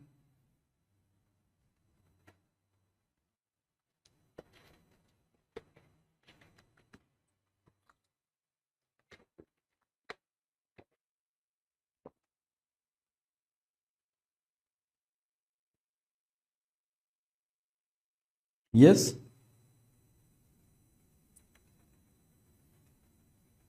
M&A in the comment section. Correct. Many of you have given many examples as such. So next, M&A. Then valuation, real estate consulting. Okay, these services are also provided by the banks. Then risk consulting, taxation consulting. So these are all the additional services. Now, whom do we provide these? How do we get the clients for this? We get the clients through our banking channel only. All these customers who are in real estate, who are in taxation, they definitely have a bank account with us. Means us or anyone. So through that database, you get this other customers. That's why we must always focus on CASA. If we have our CASA right, all the other businesses will come to us. We should keep our eyes and ears open and focus on CASA. Very important one. Then we have these offerings are made by a range of providers, including individual domestic consultants to a large multinational organizations. Now, depending on the organizational level, we'll be having this, isn't it? Some bank might be a smaller bank, some bank might be a bigger bank. Then they'll be providing the services accordingly, but each one provides something. So, home loan is a prime product. And in home loan, what is important? Appraisal. Very important. Means whether should I give the loan to this customer, how much loan should I give to this customer, what should be my loan to value ratio. Everything is important over here. Importantly, remember, as I told you earlier, 60% of the bank's incomes nowadays comes from home loans. It has become that important. And it's a secured loan. Mind it, isn't it? It's a secured loan, totally. So that's why follow this complete video, share it with your friends, like this video, subscribe to the channel, click on the bell icon. Okay? Banks need to gather full particulars of, means whenever we do a loan appraisal, we need to gather the particulars of what? Firstly, the land and the building, means the property for which you are giving the loan. Suppose if I am giving the home loan, then I must know that this home is built where? What is the cost of the property in that area? Is the customer fooling me? It can happen, no? That a customer and a builder, it's after all the home loan is given between the developer, the bank and the customer, isn't it? The developer is the one who develops the house, that flat system. So are they both trying to fool you, bluff you, fake you, anything, isn't it? So we have to gather the information, okay, of land and building, right? What the customer is, means what this land is, what this property is, right? Existing income and the source of it. So source of income for that customer, that is also very important. Source of income.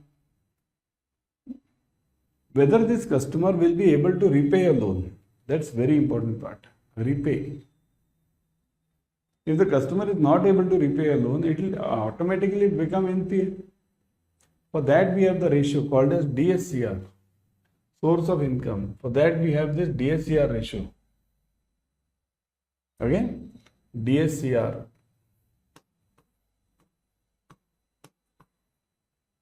DSCR ratio. Debt service coverage ratio.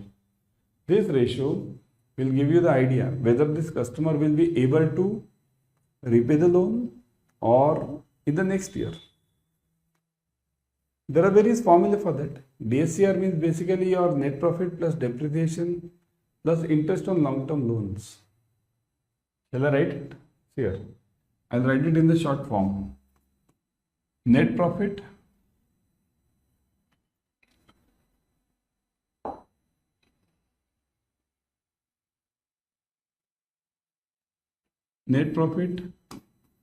plus depreciation plus interest on long-term loan. Interest on long-term, kindly note, the whole upon. Interest on long-term loan, the whole upon your EMI, total EMI. Now EMI from your bank as well as EMI from others. Okay, plus again this same interest on long-term loan. This interest on long-term loan comes twice, once in the numerator, second in the denominator. So this is the main ratio in any home loan, DSCR, debt service coverage ratio. Net profit, again remember it, net profit, because this question comes in exam for calculating the DSCR. Net profit plus depreciation plus interest on long-term loan upon EMI, total EMI, kindly note, your bank's EMI plus other bank's EMI. Plus interest on long-term loan. This interest on long-term loan, remember, it will be twice. Now, if it's somebody is a salaried person, then for salaried person, where is net profit? There is no net profit. Where is the depreciation? There is no depreciation. So, simply it will be a salary then. Yearly. Yearly salary will be there. Instead of this total part, I'll have a yearly salary. Even this long-term loans, if you are not having the loan, then what?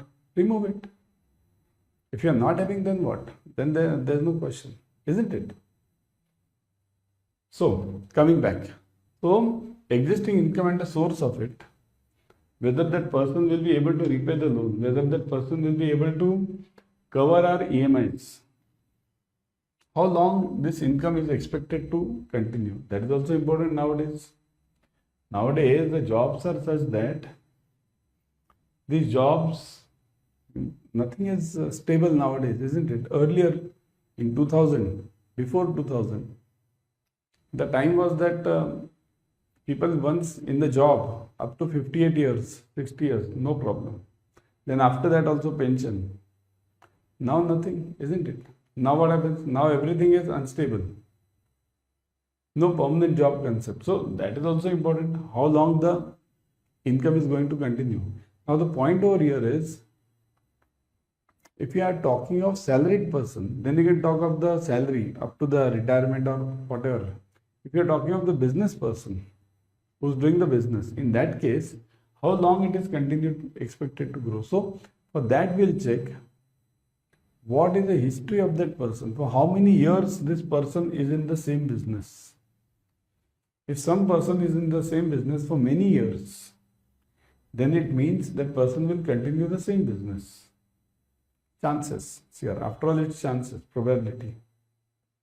So that is what we check it always. Next, existing liability if any and monthly financial repayment obligation on the proposed loans among the other things, means among the other things it is. So basically existing loans, how many existing loans do I have, that is checked. Okay, how many existing loans? Now what do you mean by this? Suppose if I am having a personal loan, or I am having a credit card loan, or any other housing loan I have taken, because nowadays 2 housing loans are common. If I have taken any other housing loan, then that EMI will be deducted from my salary or my income. So whether my income totally is okay for this complete loan system. That's why we have this DSCR.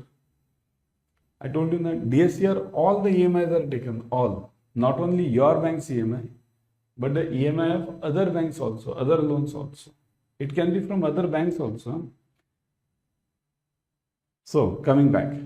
So existing liabilities and what is the repayments here? In this, what do we do? Monthly financial repayment obligation. So here we take generally 6 months or 1 year bank statement. Generally 6 months is okay. 6 months. 6 months statement we take. Whether of the account for all the loans, all the existing loans. Whether the loans have been repaid regularly. Whether there's any delay in the payment, how many times it is. Once in the blue moon it exists. Sometimes it happens that somebody might not be able to repay due to some unseen situations. But once or twice it's okay. If it's a regular feature, then it means the customer is problematic. Reject the loan immediately. Isn't it? Got it? Next.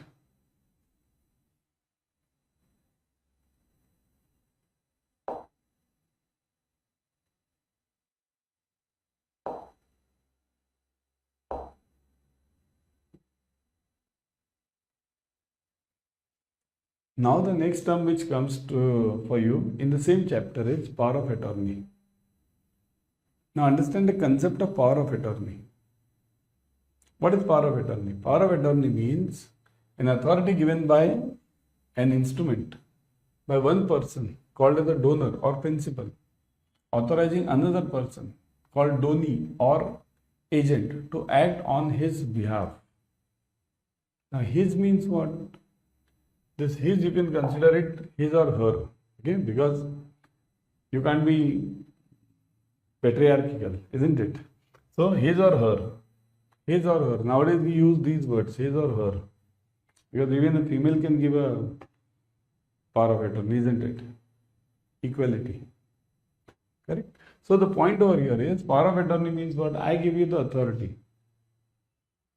I tell you, I give it in writing that kindly let this person operate my account, okay, or let this person get a home loan on my behalf. Generally this is done by NRIs. You will see these cases in NRIs. Many of the NRIs give the power of attorney to their family members, okay. So this is the meaning of, this is POA, from one person, principal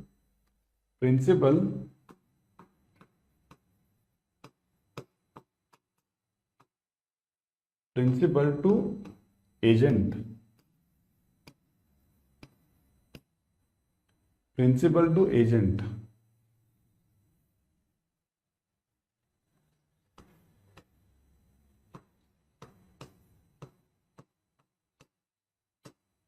Principal it will be. Yeah. Principal to agent. Okay. So basically it means this. Got it? So it can be, understand its meaning. Now there are two things in power of attorney. Sometimes you can give the power of POA for only operating that account, specific account. So you will be operating, I'll be giving you the POA to operate only that account, savings account, current account, or take home loan only for one purpose. That is known as specific POA. So POAs are of two types. POAs are of two types. Say this. POAs are of two types. Okay, specific and general. Specific and general. Two POAs are there. Specific means what? It is always related to one project only, one work. General means I'll give you a general POA, and this POA will be valid till infinity, to the time I close it. See, this is general is always valid till infinity, until I close it. Principal closes it, or anyone amongst us expires. Anyone amongst us expires. Up to that time it continues. Specific POA, whenever I give, in specific POA it is always dated. Dated means up to certain date only. That is known as specific POA. The stamp duty acts are applicable over there. Every state will have a different stamp duty act, because stamp duty act is a state subject. So they'll have their own acts for the stamp duties for the POA. Okay, Maharashtra is separate, Tamil Nadu is separate, every state is separate. Now, beyond this POA, there is also a document which gives you the power to operate a specific account. That is called as mandate. Okay. Now I'll come to a typical topic that's called as POA and mandate. Mandate. Understand these words, POA and mandate. Now see this, POAs are of two types. This, specific and general. But mandate is also there. Mandate means what? It's a simple written document on a plain paper, no stamp duty. So for these, there is a stamp paper, stamp duty over here. Okay, stamp. But here it is on plain paper, plain. No stamping, nothing. Okay. So understand this also, mandate. But mandate is generally for operating the savings and current accounts. You can't give the mandate for taking the home loan.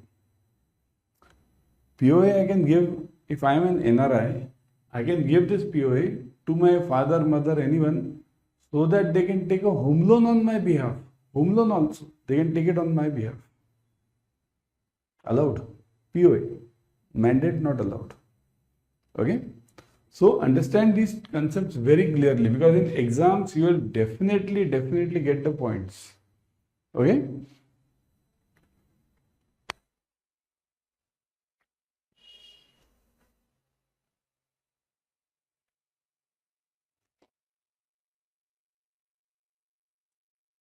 Next.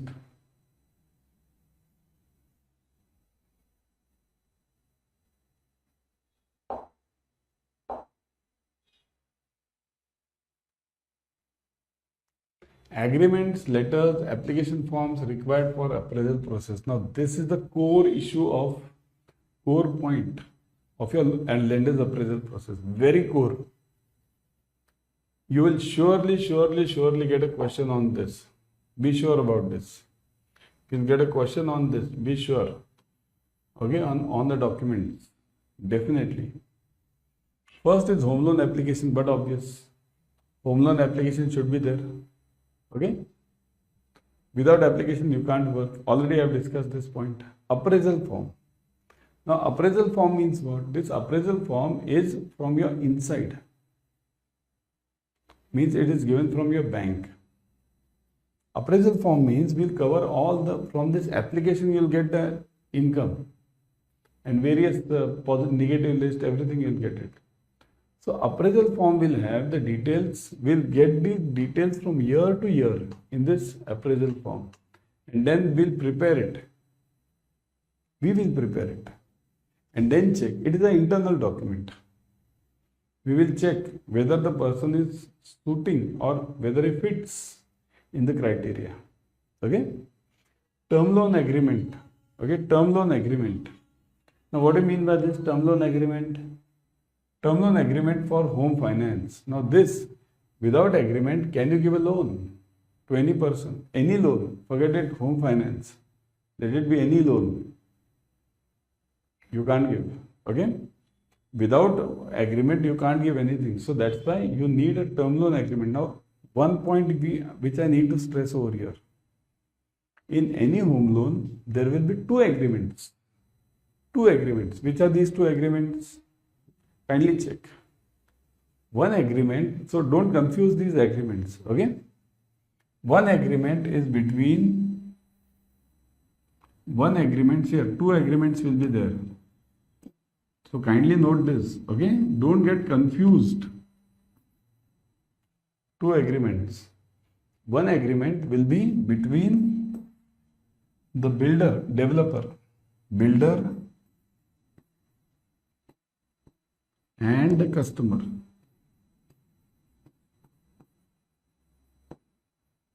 So this is one agreement.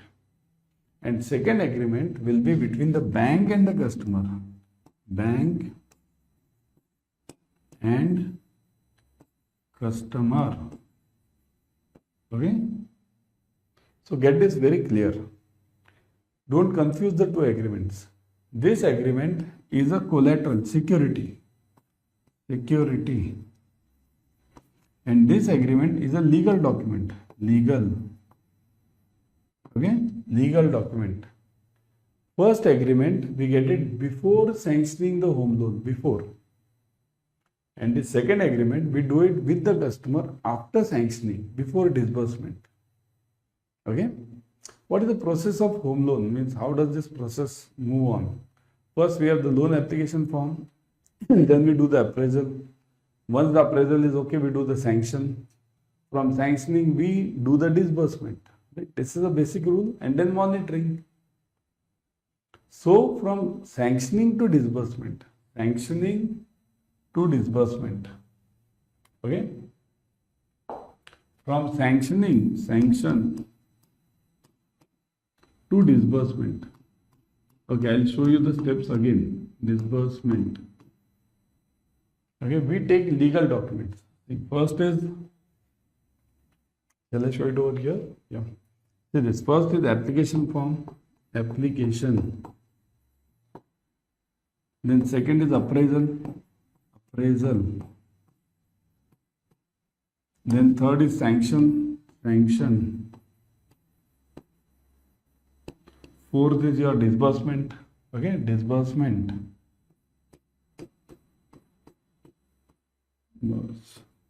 And last one is monitoring. Monitoring is also equally important. Monitor. These are the steps in the loan application, loan process, home loan process. Application, appraisal, sanction, disburse and monitor. Sanction and disburse here, up to this step, you do all the things. Visit. What do I do in this? I first check the financial of that customer, financials. I check the history of that customer, history. Everything is done up to sanctioning.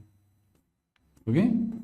Then I do the branch visit. Visit is done. In the office, so where do I make the visit? Where should I make the visit for any customer? I must make the visit, number one, in the at the house where the person is residing, and second one, where do I make the visit? At the income place, means where that person is earning the money. It can be an office, it can be a business, it can be a job, anything. So these two places you must definitely visit.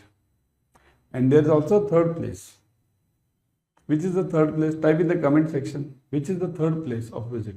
Where should you as a banker do the visit in loan appraisal? Okay, let me show you. First, residence, present residence, present residence, right? First one. Second one, present job. Job or income, whatever it is. Here, if it's a business person, then there's no job, right? So then there's a business. So business place. You can call it anything. Third is, where's the third visit? This is very important. Which is the third visit? Third visit is at the place where the house is built. House site means home site. Home site, you can call it home site. Very important one. Okay. These three visits by any concerned staff, whoever has been given this authority or responsibility, so that person should definitely visit these three places and check. Not only visit, check whether everything is okay or not. Only doing the visit is not worth. I have to check whether the person actually resides there at the existing place. I have to check whether the person actually is working there at the job place. I have to see that the house is being built over there. Otherwise, everything is okay and the house is not built. Then why am I giving the home loan? Isn't it? So, next, let me clean all this. Okay. So, term loan agreement for home finance, then guarantee agreement, agreement letter, terms and conditions. Okay. Then equitable mortgage intent letter. Now, intent letter means what? That person is ready to do the mortgage. Equitable mortgage. What is equitable mortgage? There are two, three, in fact, many types of mortgages. One of them is equitable. Okay. One is English mortgage. Second is a simple mortgage. Okay. English, simple. Then you have usufructuary mortgage. Then conditional sale, equitable mortgage. Generally in banks we do equitable mortgage. It's a big story, this mortgage. There are basically three types of mortgage only. In this entire world there are three types of mortgage. Simple mortgage, conditional sale, and third one is usufructuary. One is simple mortgage, simple.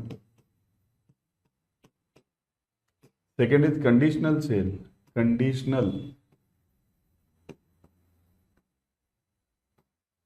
sale. Again, third is usufructuary, usufructuary.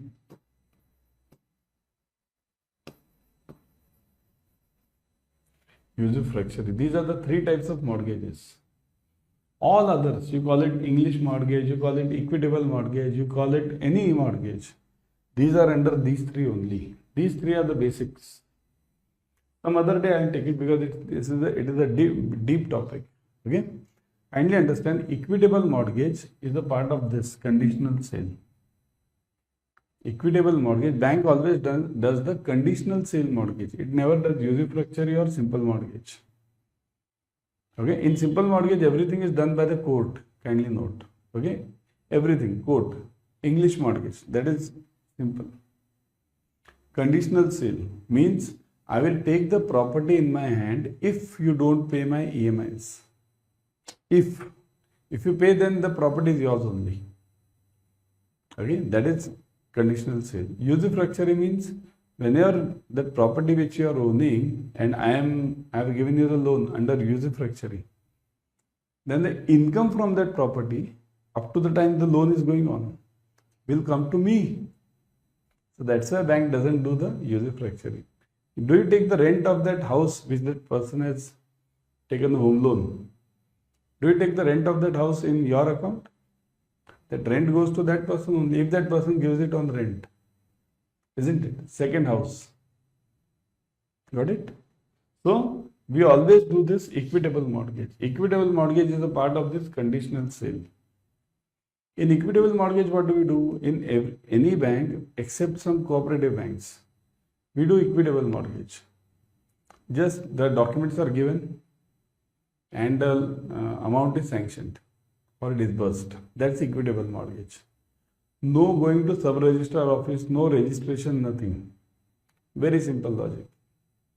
But nowadays what has happened is, even if you do equitable mortgage, you have to give a notice of equitable mortgage, notice to the registrar office for the month, complete 1 month. Complete 1 month, whatever mortgages have happened in your bank, you have to give a notice to this sub-registrar and pay the fees also. Okay? Of course, we take that in the administrative cost, and ultimately that fees is paid by the customer only. Okay? So, equitable mortgage, these are the main documents which we take. Okay?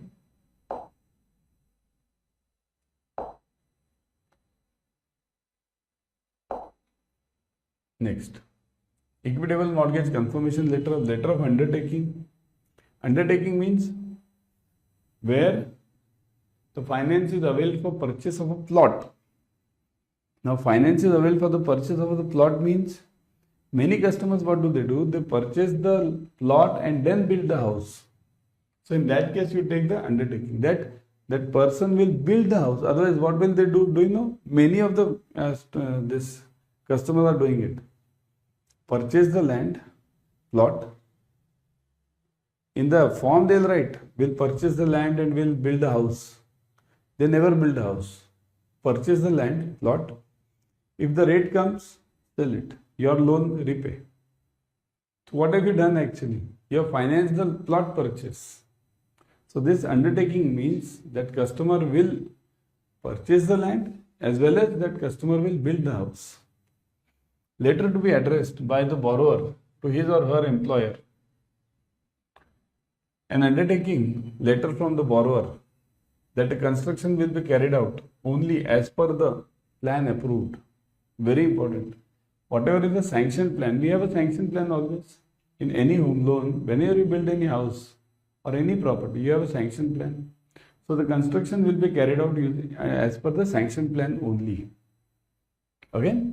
Letter to be addressed by the borrower's employer to the bank. Later, when the applicant himself or herself is the drawing officer. Now, the point over here is, this is known as checkout facility. Okay?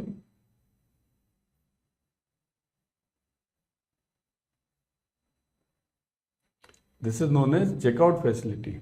Okay, what is this checkout facility? Checkout facility question comes in the exam. Kindly note. Checkout. Okay, what is checkout facility? Letter to be addressed from the borrower's employer that, what do they give to the bank? That they'll deduct the EMI and give you deduct the EMI from the salary and give it to you. Of course, it's a difficult task. It's not possible nowadays. That's why we have PDCs, post-dated checks we take. See here, PDCs are taken when checkout facility is not possible. Checkout, kindly note this word, checkout.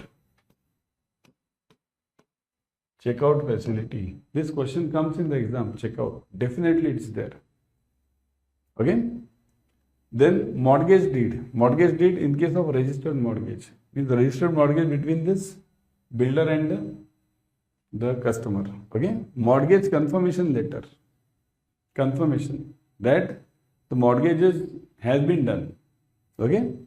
Documents in connection with the pledge of other securities wherever applicable. Other securities means many times what happens, the home loan is huge and the property value may not be that much, but you have to accommodate that customer.